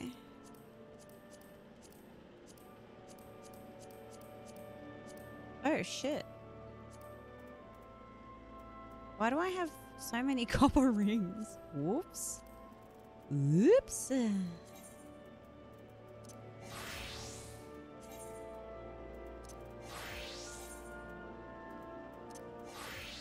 Good night, dude. Have a good sleep.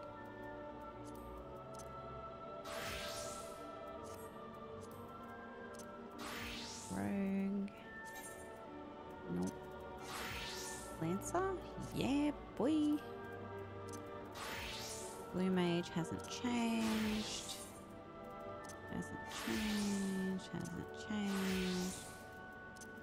They might after I finish my quests, but...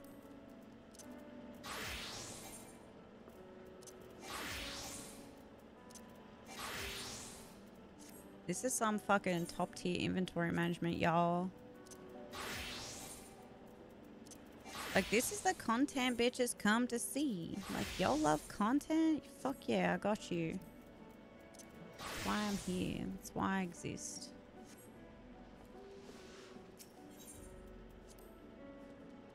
Hello, eat me here with my dead channel. It's fine.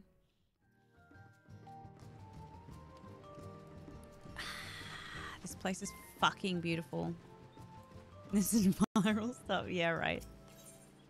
It's true. Okay, so what we're gonna do is, it is, isn't it? It is totally fucking ASMR. In your inventory, let's...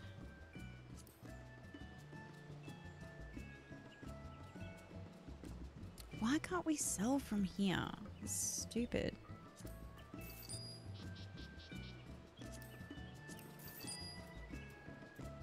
I shouldn't have sold those. It's fine. It's fine.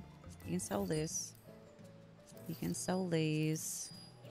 Fuck it.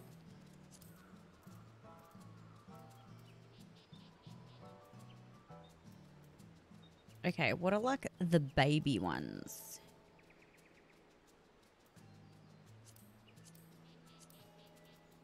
Take out these baby boys.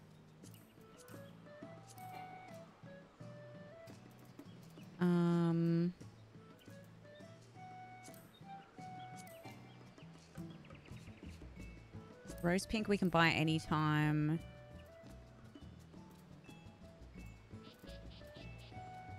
No one wears fucking yellow and green. Ever. Nobody. Ain't nobody wearing this shit.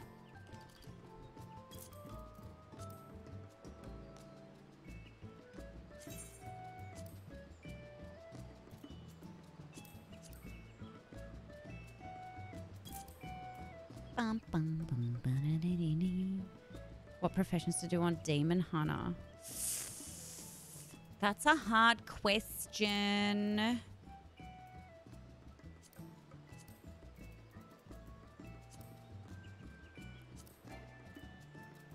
Like, I like all these purple ones. I don't want to sell them.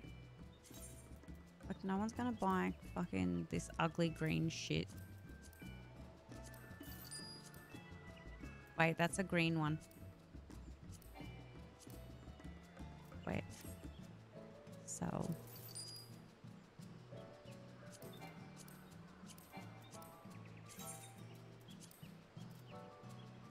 Like, I don't think it's worth it. I don't think it's worth putting it up for sale. Might as well just... Like, it's not that much money. But I want to keep them. I want to keep them for my glamours. Oops. So many. Yeah, there is so... It's fucking ridiculous. Absolutely. Retrieve from retainer.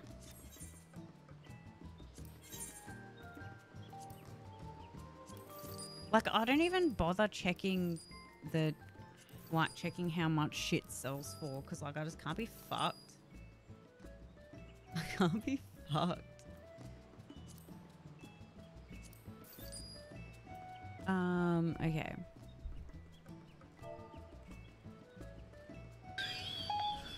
For how long? Yes, exactly. Because the high quality ones, I always just sell the low quality ones because I'm like, I don't... Wait, 5. We can just sell that. Add to saddlebag. Cool.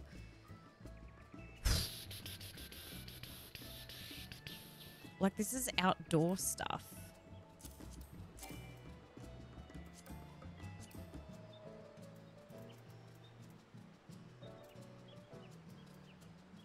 And like these times, like, what am I going to do with these? Nothing.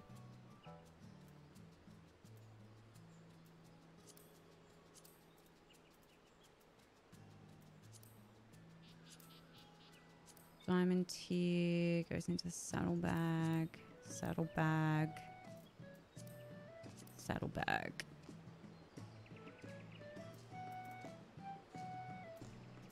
And usually I just put all my bait in there too.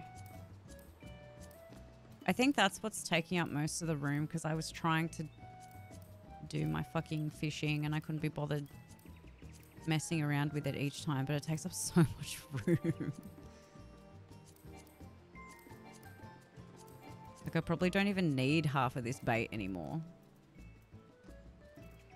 At all. I actually think I need mostly this one and this one.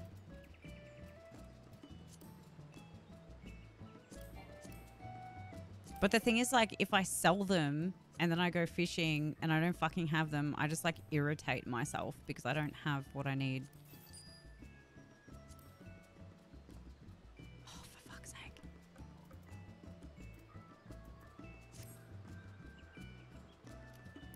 Hey, Steffi. Hey. I'm trying to fucking... I hate all of this. I hate all of this. I hate it so much. What can we take out of here? Savage aim, savage aim, savage aim. Sell that. Sell this. Sell this. Sell this one. Sell all of these. Sell all of these. Sell all of these. Saddlebag. Saddlebag. No! Oh, okay, fucking listen. Listen.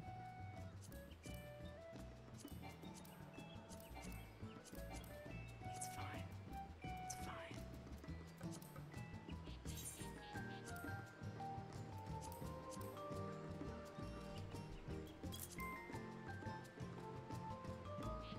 I usually do too, but I didn't have any room in there for them. And because I was like actually fishing. Yeah.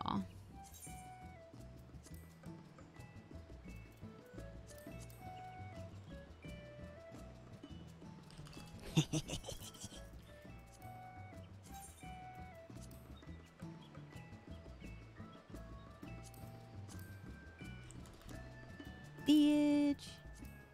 Your bitch is gonna undercut me? Y'all gonna undercut me? No. No, you're not.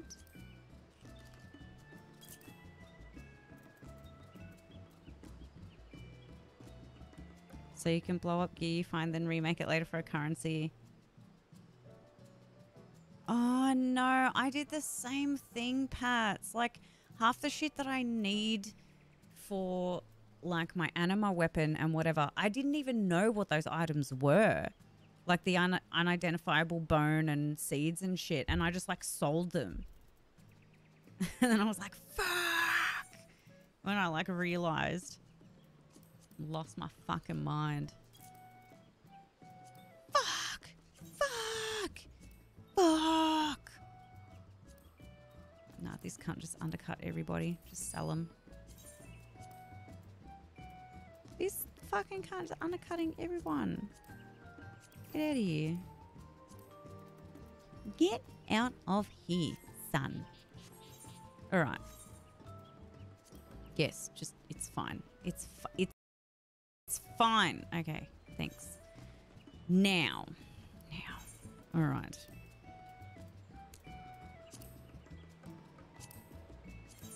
This is the fun part.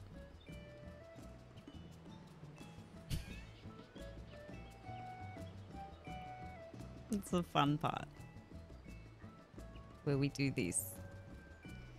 We get out our fucking spreadsheet. Right? We copy pasta some shit in there. Oh, what? Oh, no. Oh, no. Wait, which one do we actually need? Oh, no.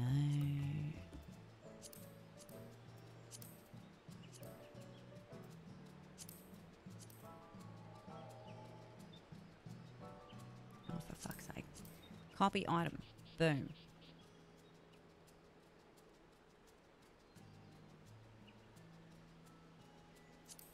Copy item. Boom.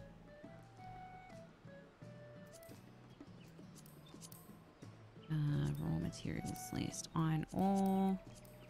I always sell my iron ore, so of course it's going to be all like, you need these. Why don't you have them? Because I always sell them every time I'm done like an idiot. Oh, I missed one, didn't I? Shit. Silver ore. Copy pasta. This is how I do all of my crafting, literally.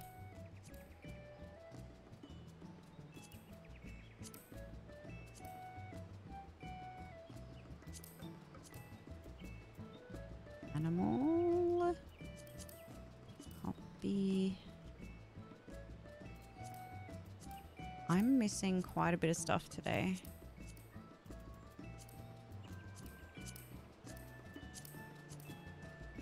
Muddy water. It's been a while since we got ourselves some muddy water, let me tell you.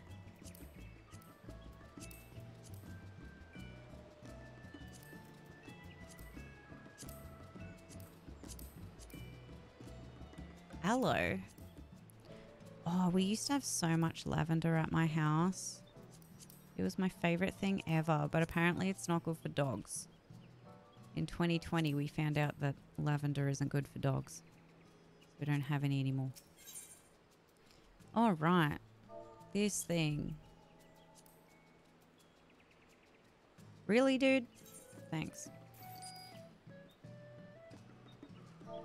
This thing.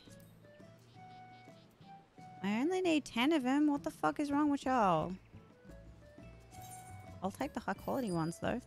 Damn. Thanks. Y'all are expensive. What is this bullshit?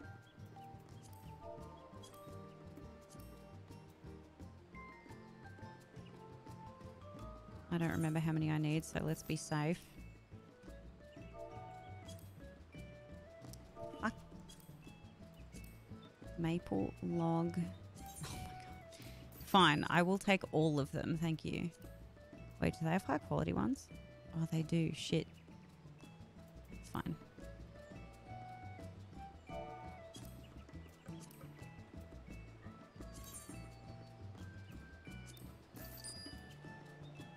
This is what I do in the game every day, and it's actually enjoyable.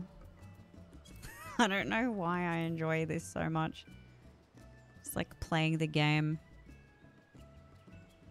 Are there any high quality ones? No. Lavender to keep mosquitoes away. Really?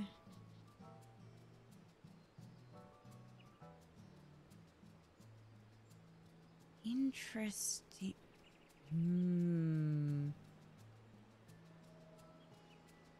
Oh, now lavender bushes can get pretty massive. I was thinking because my mom wanted to remove like all the lettuce and stuff she was growing she wasn't really happy with. So she was going to put something else in there. And I was like, oh, maybe we can grow some lavender in there, but I don't know.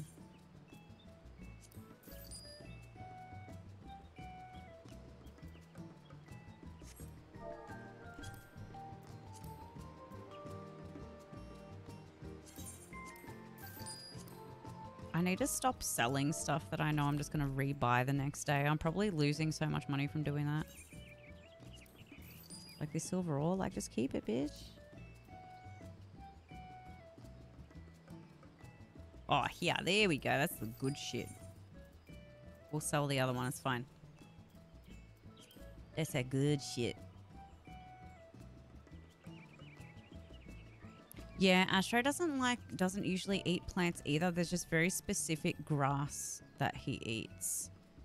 But if it's just kind of in the garden and I can't, like, I don't know what he's doing in there, then, yeah, I don't know. Or, like, if he's, like, rolling around in the grass or something and it's all over the place, who knows? Yeah, I'm talking about you where your ear's burning, mate.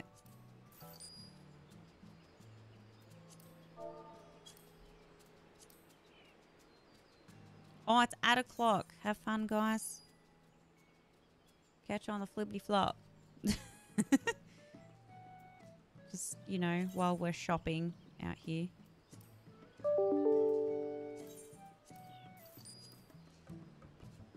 Y'all don't need to see this anyway. A new internet day is dawning. One with service that's fast, friendly, and always reliable. Without contracts or confusion. A new internet day is here. Hi, we're Ziply Fiber. Nice to meet you.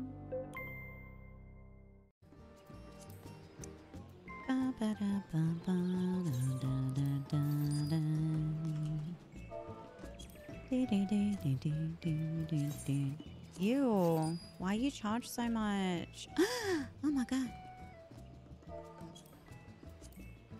That's disgusting, but like, of course I'll buy it anyway.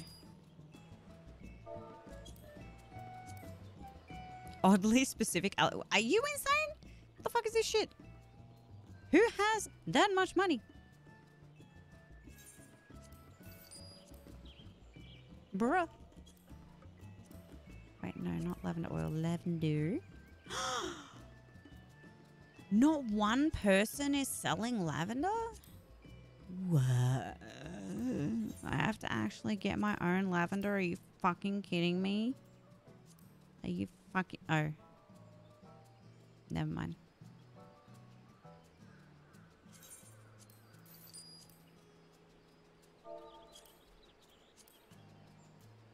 I'm such a cheap ass.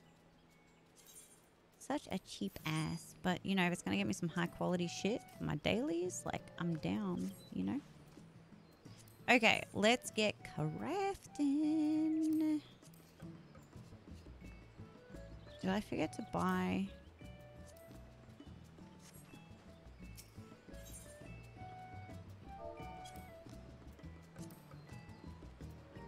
What? Did I forget to buy rye?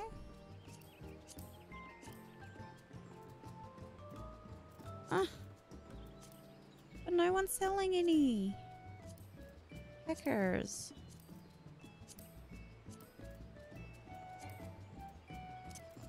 This is what I hate, where you like you change dudes, right?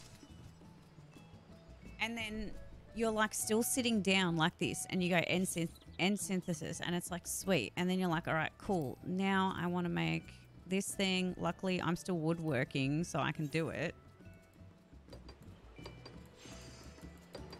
But then God forbid you have to make an item to make this item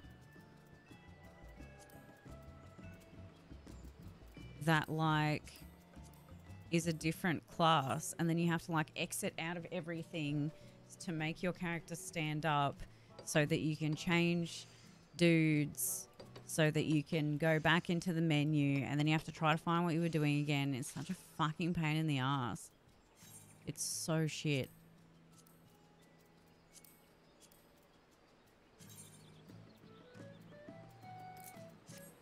All of them. Do it. Do it! Do it! Please give me some high quality shit, son. So chat, what's poppin'? What y'all doing? What y'all up to? I should probably eat soon because I'm running out of water and my voice is quite sore and I have some work to do tomorrow and I'm catching up with the ladies and so I'm going to be chatting with them all night. Holy right. I'm going to have to keep my vocal folds intact. Me vocal folds. Hello, Mr. Mikachu. How are you? Hi, Papa Max. How are you? Hi, Alicia. Thanks for the raid. Hi, Rodney. Hi, Crimson. How are you? How are you? The thing you say you should go soon, someone raise you every time. Hi, Alicia. How are you? Hi. I'm just here doing stuff. I'm just crafting some things in the game. You came during like the most intense stream of my life where we're just crafting things. Like, hello, I am a master crafter. Yes, do it, have fun. I will probably have to go soon as well because I'm not used to this live streaming thing anymore. I don't even know how long I've been live. I don't even know. Bye. Have a good evening and I hope you're super awesome and you're doing good shit and I love you and you're so pretty. An amount of time. Yes. I concur. I think it's been a few hours, but...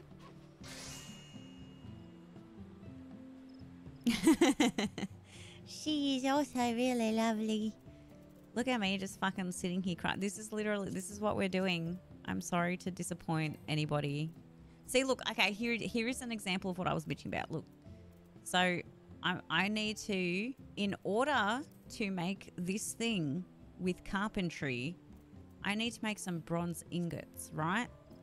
Let's make some. Oh, unable to craft. Current class is not set to blacksmith. Okay, cool, that's fine. Let me just jump into blacksmith really quick. Unable to execute command while crafting. Well, look, I mean, I'm trying to switch to blacksmith so I can continue crafting. So if you could let me do that, that'd be nice. All right, cool. So we're on the bronze ingot. That's what we need to make. So we go, right, we're going to stand up because we have to exit out. We're going to change to blacksmith. I'm going to press this button. I'm going to go back in here. Fuck, where are we now? What is all this shit? Okay, so I think we were woodworking. Here we go, grinder's wheel. Awesome. We've got to do this. And this is why I fucking hate this system. It's the absolute worst and they need to fix it. I'm sorry. It's fucking terrible.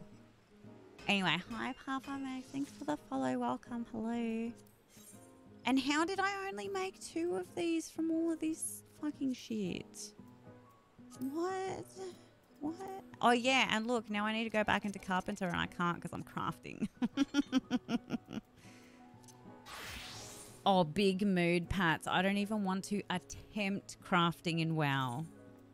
I don't even want to attempt it. I can't. I've tried Googling, like, how do I proceed with crafting in, like, previous expansions? Like, how do I actually complete my crafting?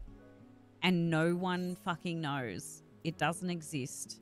Like, it used to just be like, just make 18 of this one food. And you're like, all right, sweet. Unable to craft as you are currently crafting. Indeed. Yes. Yep. Oh, we haven't made it with armor crafting yet. So let's... Fuck. Hi, miserable. Hi. Fuck.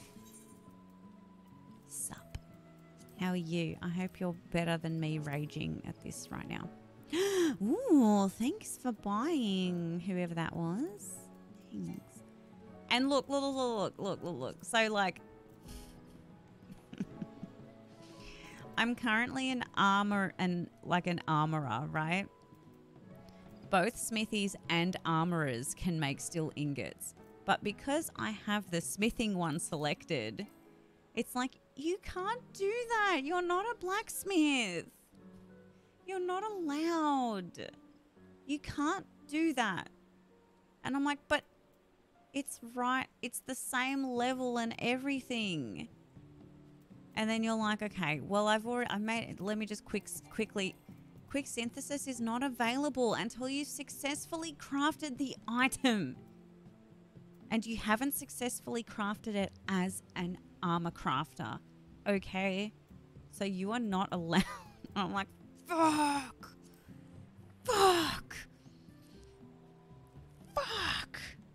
Thought they changed crafting in WoW so you don't have to farm or buy mats from previous expansions. I mean... yes and no. Like, if you want to look at the thing that says you have 2 out of 100 crafting in Legion, then sure. But for me, that fucking bothers me every time I open my crafting menu and it's like, you've completed all the crafting in BFA. But Legion, Mists of Pandaria, Cataclysm and everything else, you're not doing so great. Like, it's so fucking frustrating. I'm like, I don't know what to do. So you have to, it's like this, you have to actually go and buy the stuff. Is that what, to like specifically, because they're all grey too. So you're like, fucking, which ones do I make? I don't know what's going on. It's so confusing and I hate it.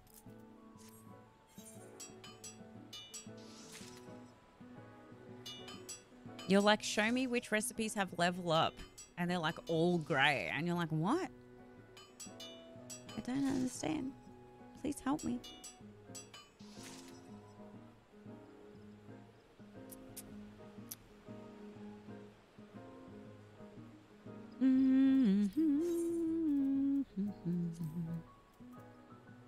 Undyed velveteen. Ooh, okay. Oh, for fuck. Listen. I hate it. I hate all of it.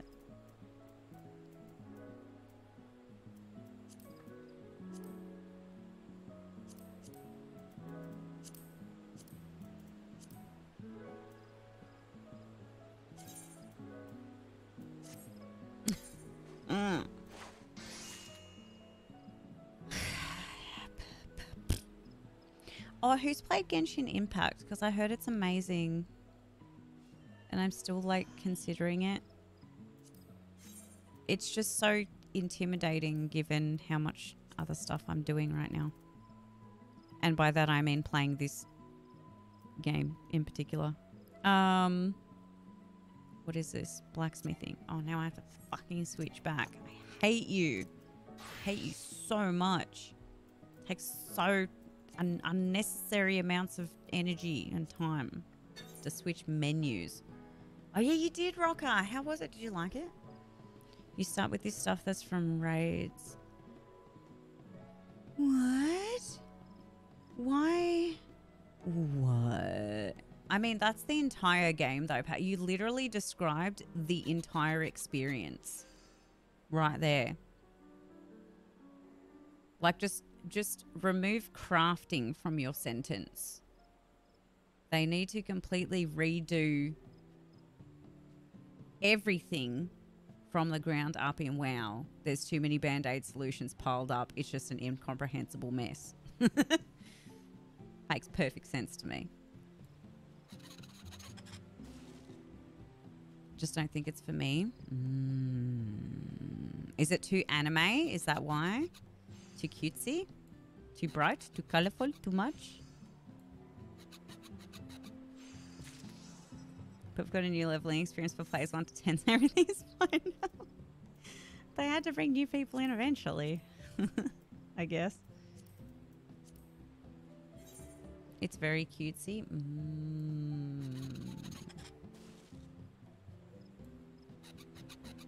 That's my big problem with WoW, the level 1 to 10.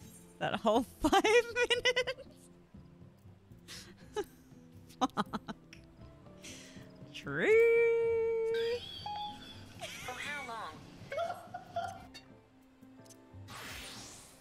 Can I suddenly make this now? Hold up. Oh, I can make it now.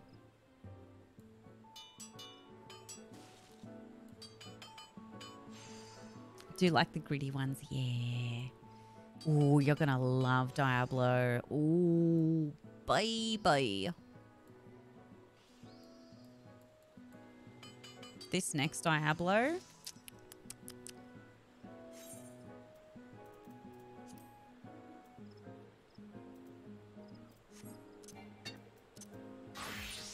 Switch over here, do this thing, craft the thing. Oh, I could have fast crafted it. Heck, I'm a stupid. I'm just never going to get into this road, ever. Never, ever. Never, ever, ever. Remove this, go over here. Okay, what's this thing? Iron plate, iron ingots. Oh, yes, smash him out, son. Let's go. Oh, yeah. A lot of people hated the grinding through specific expansions, but I enjoy... yeah, no, I like... Okay, listen. So... Yeah, like, Exile's Reach is cool. It's just... It was broken on launch, first of all. Like, the tutorial messages would not fucking go away. So, like, it's fine. It's great that it's there. It's awesome. It's just the way that everything feeds into each other is so fucking confusing, especially for someone who's been playing the game for 15 years. Like, you jump in the game and you start a new character and it's like, go to Exile's Reach. And it's like, hello, little one. So this is what you do to play the video game. Are you going to take out your sword? Take out your sword. And now press forward. And now walk sideways. You can jump. Press the space bar to jump. And you're just like, fuck me in the ass. And then when you finish that, the game's like, would you like to continue through the war campaign that you spent the last years progressing through? Go talk to Anduin. He wants to talk to you about going through the war campaign that you just spent 2 years on. Have fun. And you're just like,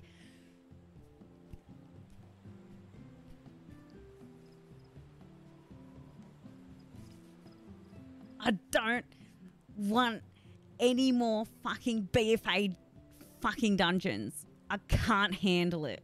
I can't handle it. And then Anduin isn't there because they accidentally phased him early. Fucking tell me about it. I don't know what's going on. It's just... It's just... I don't know. And then... So when the changes first came in too, I was really excited because I wanted to go back to like BC. Like BC was my favorite expansion ever in the history of the universe. So fucking, oh, I love it so much.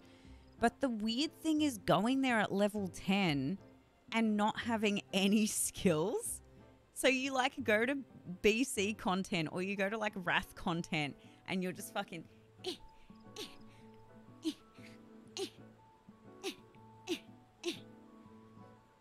can't queue for any dungeons for any expansion. Level 48 says he doesn't have... Oh my god. Ugh. Like, there are so many things that are broken with this new system. Like, when I first went to BC too, what I was going to say was I first went there and I didn't realize that it wasn't working as intended because I was like, if I'm going through BC... Like, first of all, I would love to just... Like a fucking... Like this. Look.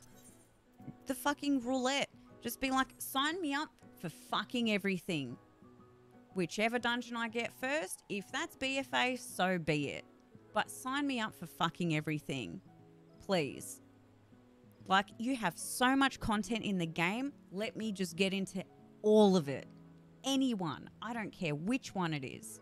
Don't care which one it is. Let me just go for all of it. And when I first went to BC content, the only thing I could queue up for was BFA dungeons.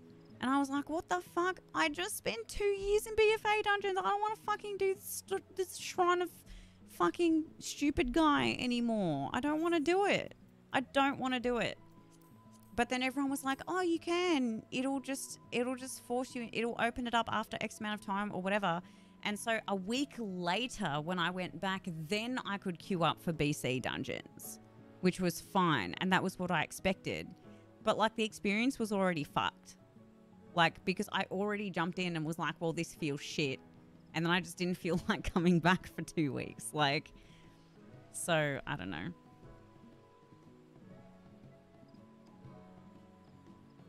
They make it so you go through rested experience. Like, oh, so it, so it's kind of like same. It's just that you use like instead of getting bonus XP, you get more rested XP. So it's like, is that kind of what it is?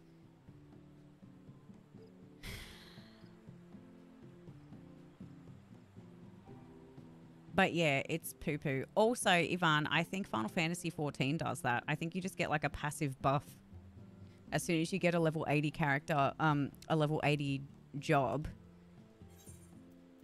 So like here, classes and jobs. As soon as you get like a level 80 that's like highlighted, all the rest of them get faster XP, I think. Like you can level them faster. I mean, like, you also do shit that gets you bonus XP and stuff all the time too, but they generally just level faster. They level faster in general as well. So, yeah. But, yeah, like, I don't know. Where?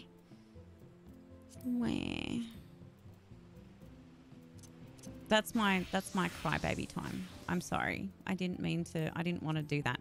I don't want to be all negative about it because I love this video game and I want to be in love with it. But, like, fuck me, dude. Yes! Ivan, not even that you have no idea how to play, just the fact that you need to go through the same fucking war campaign like 12 times. The fact that you have to go to, like, fucking... Champion, we need you in the heart of Azeroth and the blah blah, and you're just like, fuck no, dude, not again. I just fucking finished. I just finished. I don't want it.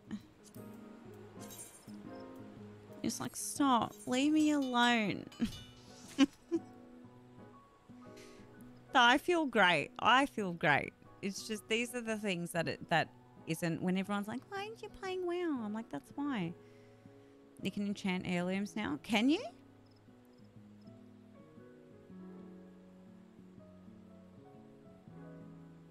That's pretty cool. I feel like they balanced out the XP thing with the rested XP thing. If that is a thing that you said that it is, but you know, just in case, just saying. Am I an armorer still? Sick.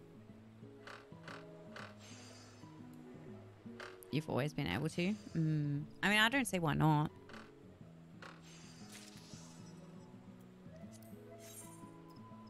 But yeah, I am keen to... I think I'm just going to wait for the... What? Wait a minute.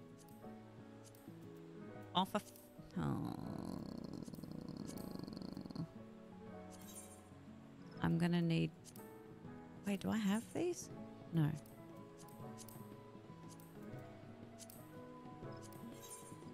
Haha! The manservant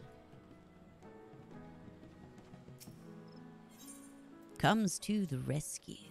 Hello, manservant. Please, I require these. Thank you very much.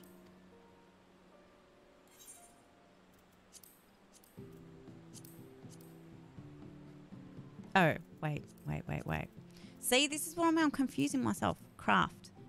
Armor crafting. Yes. Excellent. I don't remember how many I needed. We'll make 2.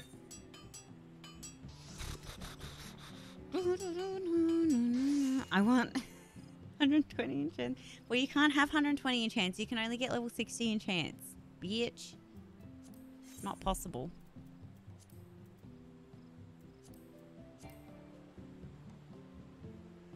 I do have the required... Oh, I need one more. Whoops. One more.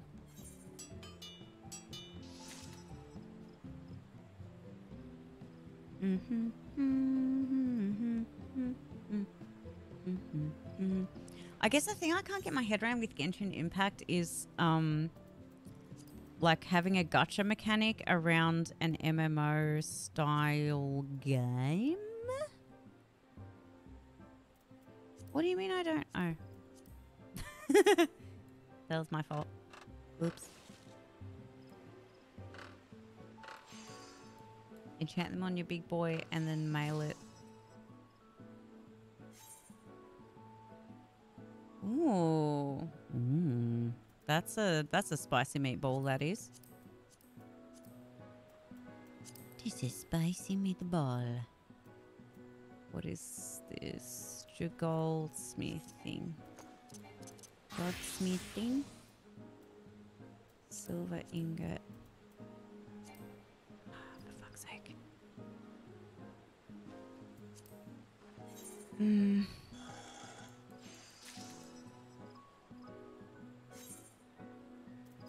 This takes so much time. I'm sorry how much time this takes for you guys in particular. We're just like, this is so boring. What is this content?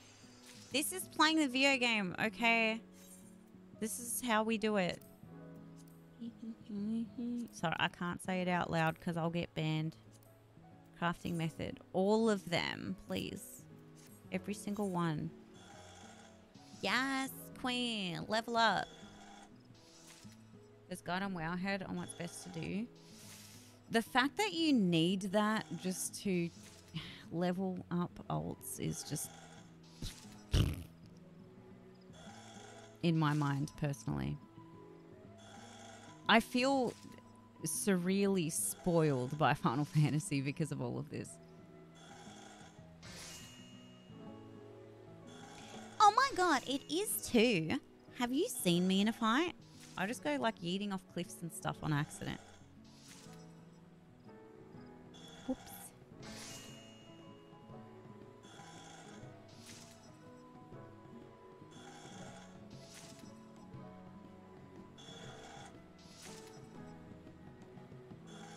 What?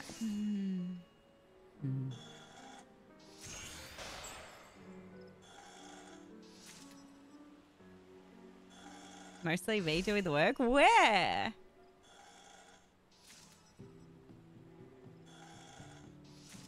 Oh, you mean like in this game, even though you're like spoiled? This is just auto crafting. I'm chilling. Just waiting for it to finish.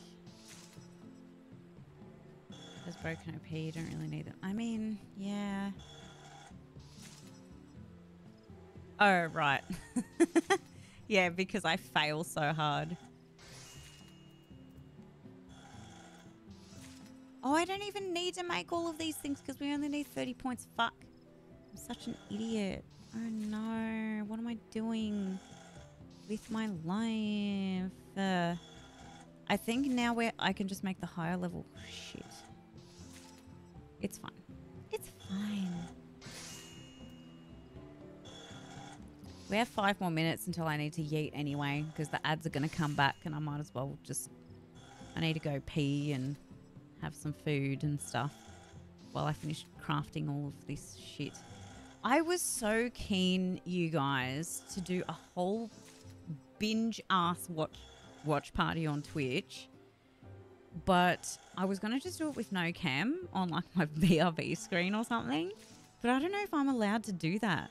But like, how fucking annoying is it having me just commentate through when we're just trying to fucking watch The Boys? Also, why the fuck is The Boys an option when it's R-rated? And like, how many of you guys even have Prime? So like, what's the point? Like, do we just... If I just fucking went on Discord and was just... Every time I'm just watching something, I just have it on there, like, would that be... Like, would you guys be down with that? Because, like, I've seen Borat already. I watched it with my dad.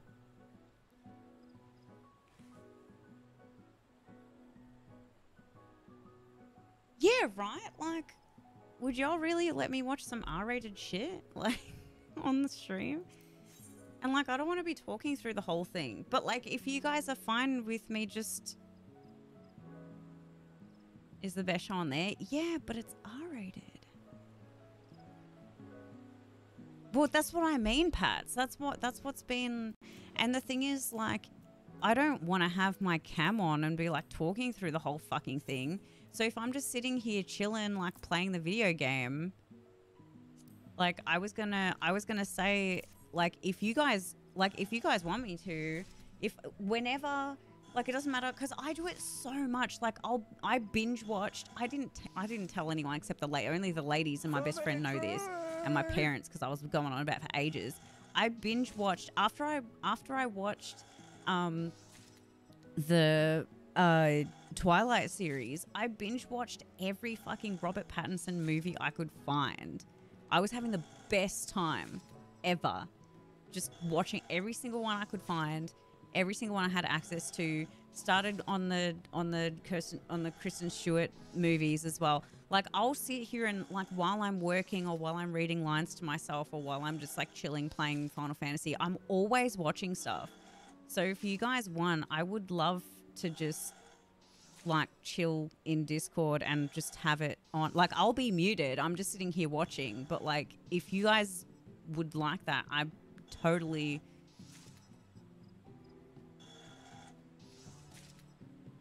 It's only a matter of time until Discord gets the Twitch parties treat. I mean, the not Twitch party, the Twitch... What's it called? Netflix party treatment. But, you know, until such time...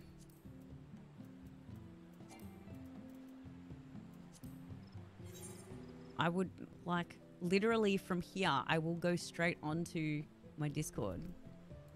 Watch parties in Discord are good. Yeah. Especially because, like, I don't do any sub stuff anymore. Like, we just do all of the party time watch things. Like, the only reason I ever made those things like sub only was because we had so many fucking idiots coming into the channel all the time. And because it's like a marketing ploy for people to get more subs to, like, do that shit. So I felt like I had to.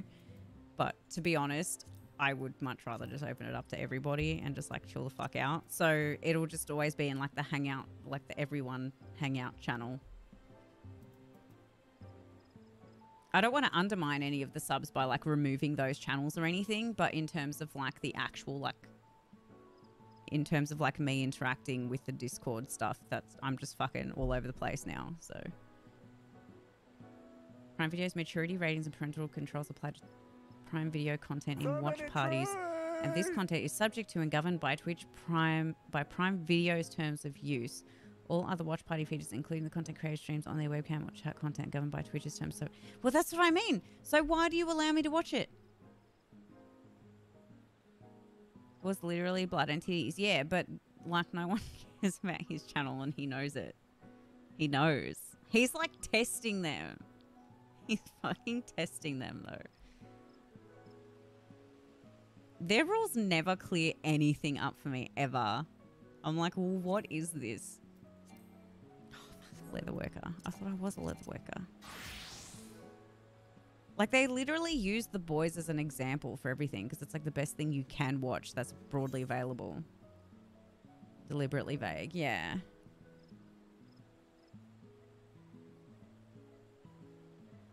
I don't know. It's so confusing. Like, even trying to work out how the fuck to do a launch party, to do a watch party in the first place was like, I'm like, what is this? How do I do it?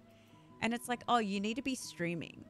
And it's like, but if I'm streaming, but there's the content there, then why am I streaming? And they're like, oh, you just stream your webcam and your microphone and nothing else. And I'm like, but why? Why? It's not like I'm reacting to what we're watching. We're literally just sitting there and watching shit together. Like, I went to someone else's watch party. There was another streamer who was doing a watch party, and she was just fucking sitting there staring at the screen. Like, why, dude? Why? Why? Why? I don't understand. I don't understand why you would even need a webcam active at all.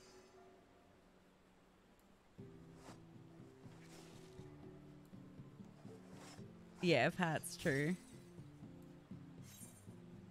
Yeah, Rocker, I'm so sorry it doesn't work for you. I wish I knew what it was, because you had so many upgrades as well. Oh, I fucked it up, didn't I? Oh no. Because your PC got a whole bunch of upgrades as well. It can't be, oh, maybe it's your GPU or something. Who knows? She can hear audio, but she just gets a black screen. So that's why I would think it's like a video thing. But banter commentary, like watching a movie or show with a friend. But that's so fucking annoying when you have that cunt who just won't fucking shut up through the whole film. Like, well, why? This is what I mean. It's like encouragement of fucking reaction content. It's so blah. Hello, Hamida, how are you? Well, yeah, that's what I mean, Pats, right? Like, that's why when we even started doing our Discord parties, like the regular ones in my Discord, I started just muting myself and playing the game because I felt like I was being so fucking annoying talking over everything. That's why we just like text chat through the thing. So at least like you can watch, and if you want to participate in the banter, then you can through the chat.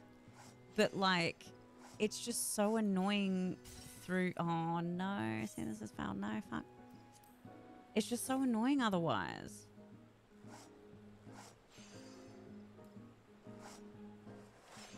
Ooh, nice, Rocker. Okay, maybe that's it then, if you were still using the old one.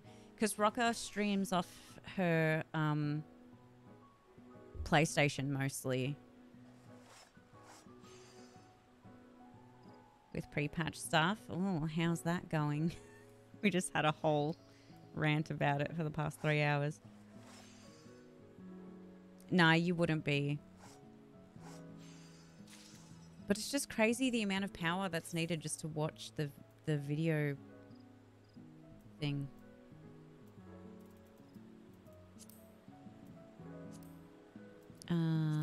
This rubber. Latex.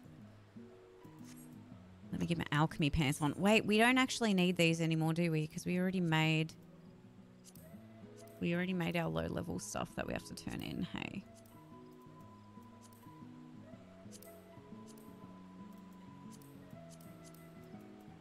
Bum, bum, bum, bum, bum, bum.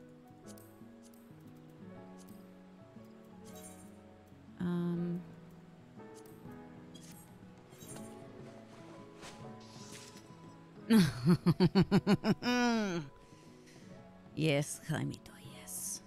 It is. With an old capture card that was also secondhand. Yeah, I mean, most of my capture cards were secondhand too. My Elgato capture card that I run all my consoles off was literally just like my friend who worked at Elgato brought it to a party with him and was like, hey, do you want this? We don't use it anymore. It wasn't even in a box. He just like brought it in his pocket from work. I was like, oh, thanks, man. You're the best. Did I fail? What happened? Oh, I need another one. Oh, fuck. Oops. Yeah, true. For sure, for sure. I hope you can eventually, because it's just nice. Just nice and easy. But it's only a matter of time. It's only a matter of time. Especially because Discord are now switching gears into like more business focused shit.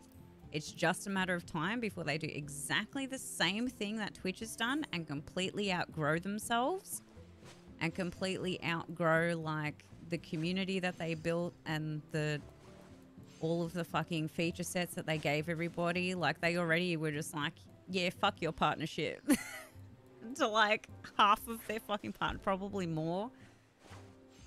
Just because they wanted to try to find a way to force us, they like do the same thing Twitch does. They try to find a way to force their users to bring more people onto their platform instead of doing it themselves. It's like, let me incentivize you to bring more people to this platform by keeping the partnership that you worked for. Cool, thanks guys.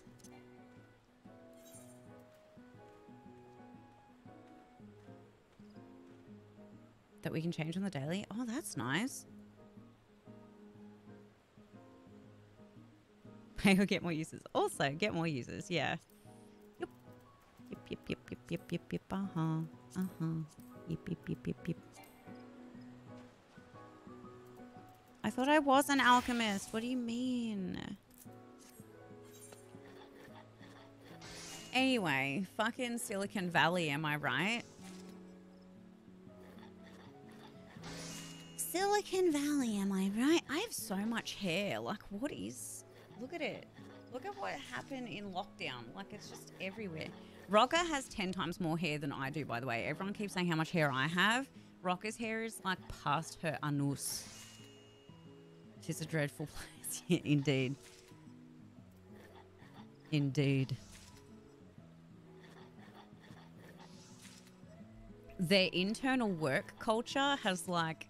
surpassed the internal work culture and has now filtered down into entire user bases of millions and millions of people who use their products instead. It's crazy. And then trying to merge us with Twitch. Oh my god, tell me about it. Remember when Twitch made the Twitch app to try to compete with Discord? Do y'all remember that? And then they were like paying the top tier Twitch partners to use it and to promote it. And then they were like, oh fuck, this isn't gonna work, is it? And then they just gave up and now they're fucking shutting down all the shit that they bought. Like they bought the mod platform just to use it for that. And then they were like, lol, just kidding, it's fine. Like, what? Yo, are y'all okay? Honey.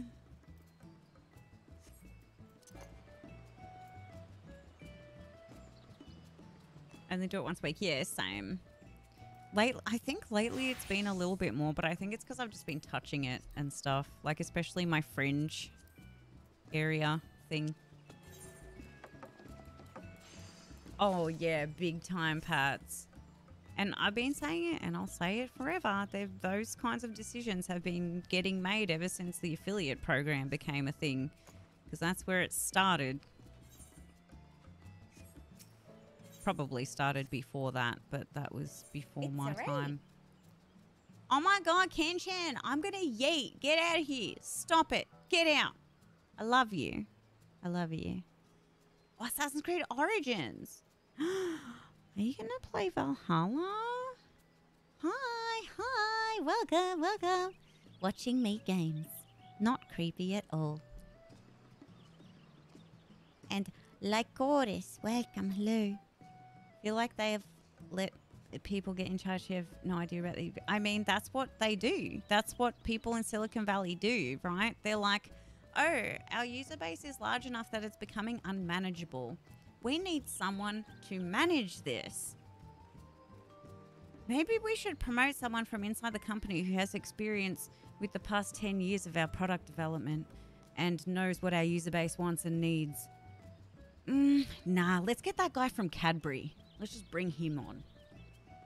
And then they just hire the guy from Cadbury. And he's just like, hello, I can manage. Not Cadbury specifically. I do love Cadbury and I'm thinking about chocolate, so that's why it came to mind. But you get what I mean. Like, there are some questionable choices made in that industry for sure. Also, hello team. How are you? We'll eventually get into it. Oh my god, I still need to finish Odyssey. So I feel you, bro. I feel you. Quit. Button, mushroom, table, salt, and cook. What? Oh, tomato. Wait. What? Oh, black pepper and cook.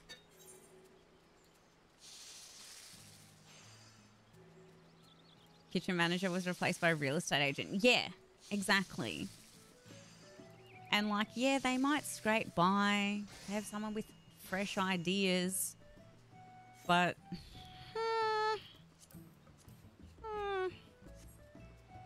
you know, oh my god, did we do it? Did we actually just sit here and bullshit all through crafting? Should I just do this every day? Just sit here and craft stuff? Because that was so much easier than usual. Taking us here to get... Oh my god, yes. No, I had the same thing, dude. And I was like, I know for a fact that it's like fatiguing the fuck out of my community. So I was like, okay, listen, I'm just not going to stream this anymore. Unless maybe I feel like it sometimes. And I'll just play it offline whenever I feel like it. Yeah, seems good. Okay, cool. Thanks, guys.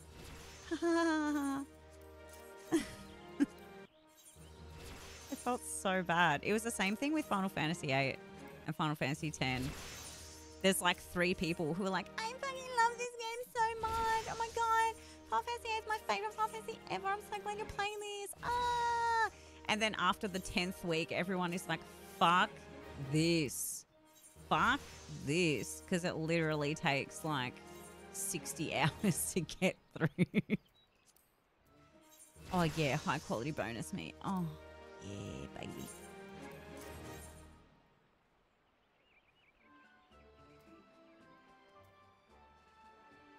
Yeah. I mean, even I am. Like, I was so excited for Valhalla, like out of my mind excited for it. But then trying to blitz my way through Odyssey finally, because it was great. I was having a really wonderful time playing it, but like, fuck, dude. It is an effort to get through that game for sure.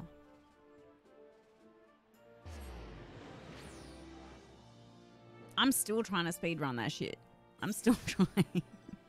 Like, I've nearly killed... Dude, I still have more than half of the cultists left to go. But I've nearly killed... I think I have, like, 3 more, like, bounty hunter dudes to go. Like, I've taken out fucking everybody.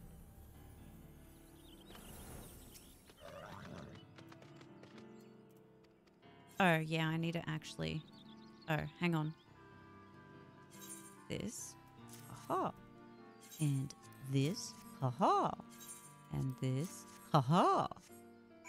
Yeah, boy. Give me my XP. Oh, yeah. Give it to me, baby.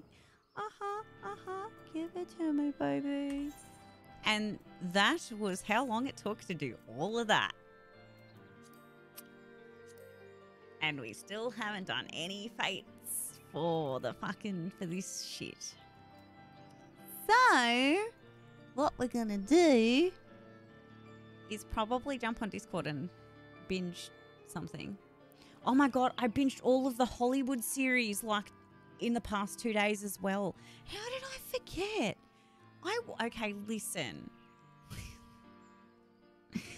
That day that the only people who showed up to the movie night because, I don't know, it was like election day or something, was myself and Mimi. It was only me and Mimi in the Discord. And we watched Charlie's Angels, the new one, and Jexy, a movie called Jexy. So good, Rocker, so good. And might as well just go into Just Chatting while I talk about this. Just Chatting. It was so good. So I watched those, and then literally the same day, I wanted to watch something that was like the new Charlie's Angels so bad, but nothing like it exists at all. It's just like Ocean's 8, and that's it. And Charlie's Angels, that's it. That's the only movies like that exist currently. So I watched Underwater while I was cooking, and then I had to watch Charlie's Angels again. So I was like, Mom, do you want to watch Charlie's Angels with me? It was so good. I need to watch it again. And then when we watched it again, fucking Amazon Prime was so shit. It was streaming Charlie's Angels to like 360p to our brand new like 4K TV. It was so fucking terrible. It was the worst experience ever. It like ruined the movie for me. And then after that, Mum was like, oh, let's just... it was already like fucking 11:30 at night. And Mum was like, oh, let's just test something else and just make sure, like, see if it's actually working or not. So I was like, oh, Jexy was really fucking funny at the start. So let's just like put that on and Mum will love it and it'll be really funny. We'll just see if it works. We ended up watching the whole of Jexy again. It was fucking hilarious. Mum loved it. And it was like perfect on the TV. I don't know why. Is it because like so many people are watching one movie and it just goes to shit? I don't know, but it was like fucking terrible. Yeah, the Kristen Stewart one. Oh my God, she's my favorite character in that movie. Hands down. My absolute favorite character in that movie. She made that movie for me. I was in love with her. And then, yeah, I started watching... I think I tried to watch a little bit of Hollywood and I was like, oh, I don't know, I just didn't really get into it. But then I like actually sat on the couch and watched it. Oh my God, it was so good. So good. Like, just, you think that everything's going to just be a whole big pile of fucking dog turd every time. And then just the decisions that people make are like you're just so prepared to get completely fucking heartbroken for this person. And then you're just like, like the level of relief that you get every single time. Well, not every single time, but you know what I mean? Like, I was in tears through the entire fucking series and I binge watched all of it. It was like 7 episodes or something. American Crime Story. No. Wait. I Google.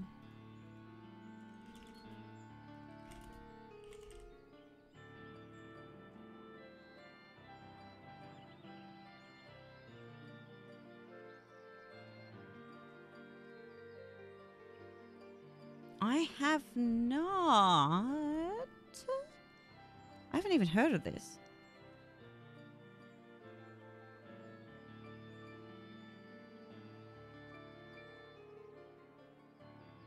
There's American Horror Story, but American Crime Story, no. I didn't even know that was a thing. Oh, I did start watching The Assassination of Gianni Versace, yeah.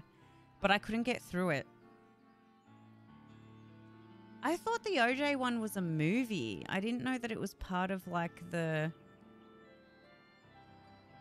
I'm so confused. Hang on.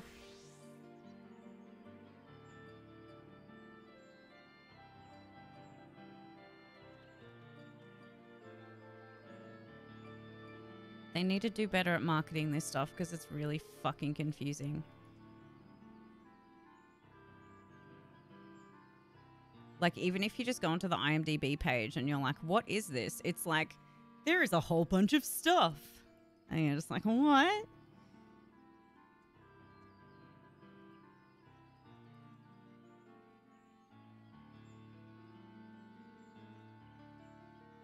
So I'll just say yes, question mark?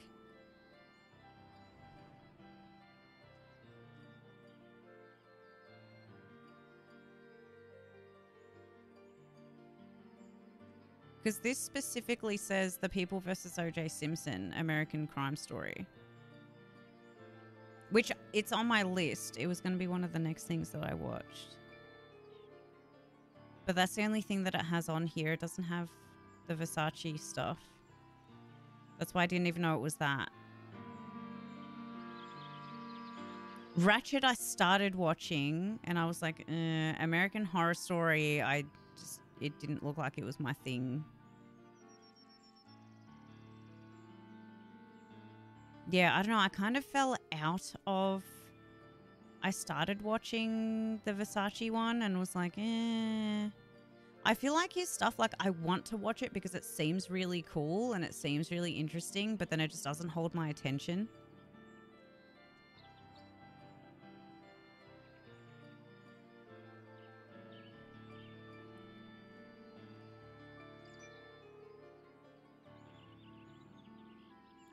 That's right. It was the one with John Travolta in it, right?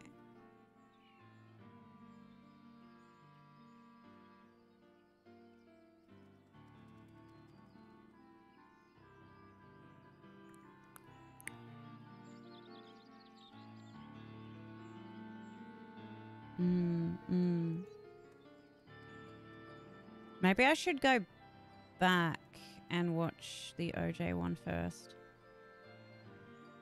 The impeachment of Bill Clinton. Interesting.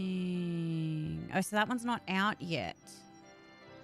So season 3 isn't... Okay, I understand. I understand. I thought that they were completely separate things. I didn't even know that they were part of the same series. That's why it's so fucking confusing. Because they don't market it that way, like, on Netflix. It's just The People versus O.J. Simpson or, like, The Assassination of Gianni Versace. It's not, like, they don't say that it's part of that. Okay, that makes sense. Yeah, I should go back and start from the beginning then.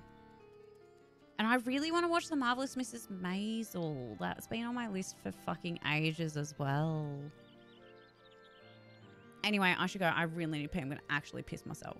So, thanks for coming to my once-in-a-lifetime stream. I appreciate it. Yes, yes, yes, yes. Anthology. Thanks for coming and hanging out with me. I'm sorry if I'm like...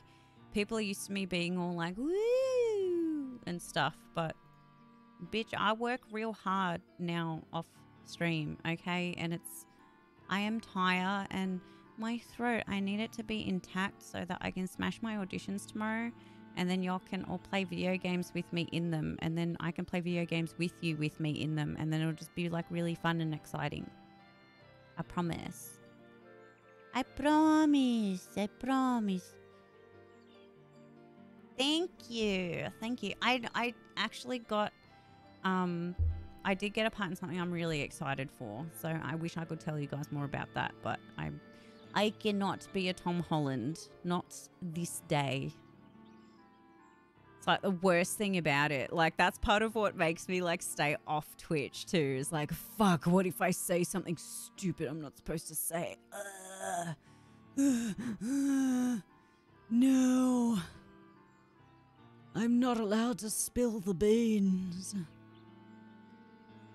Is Arthur streaming today or no? I think he said he wasn't. PS5 hype. He's not. Okay, we're going to go annoy Goblins because he's a wonderful little potato. And he goes PS5 and you must be very excited about it.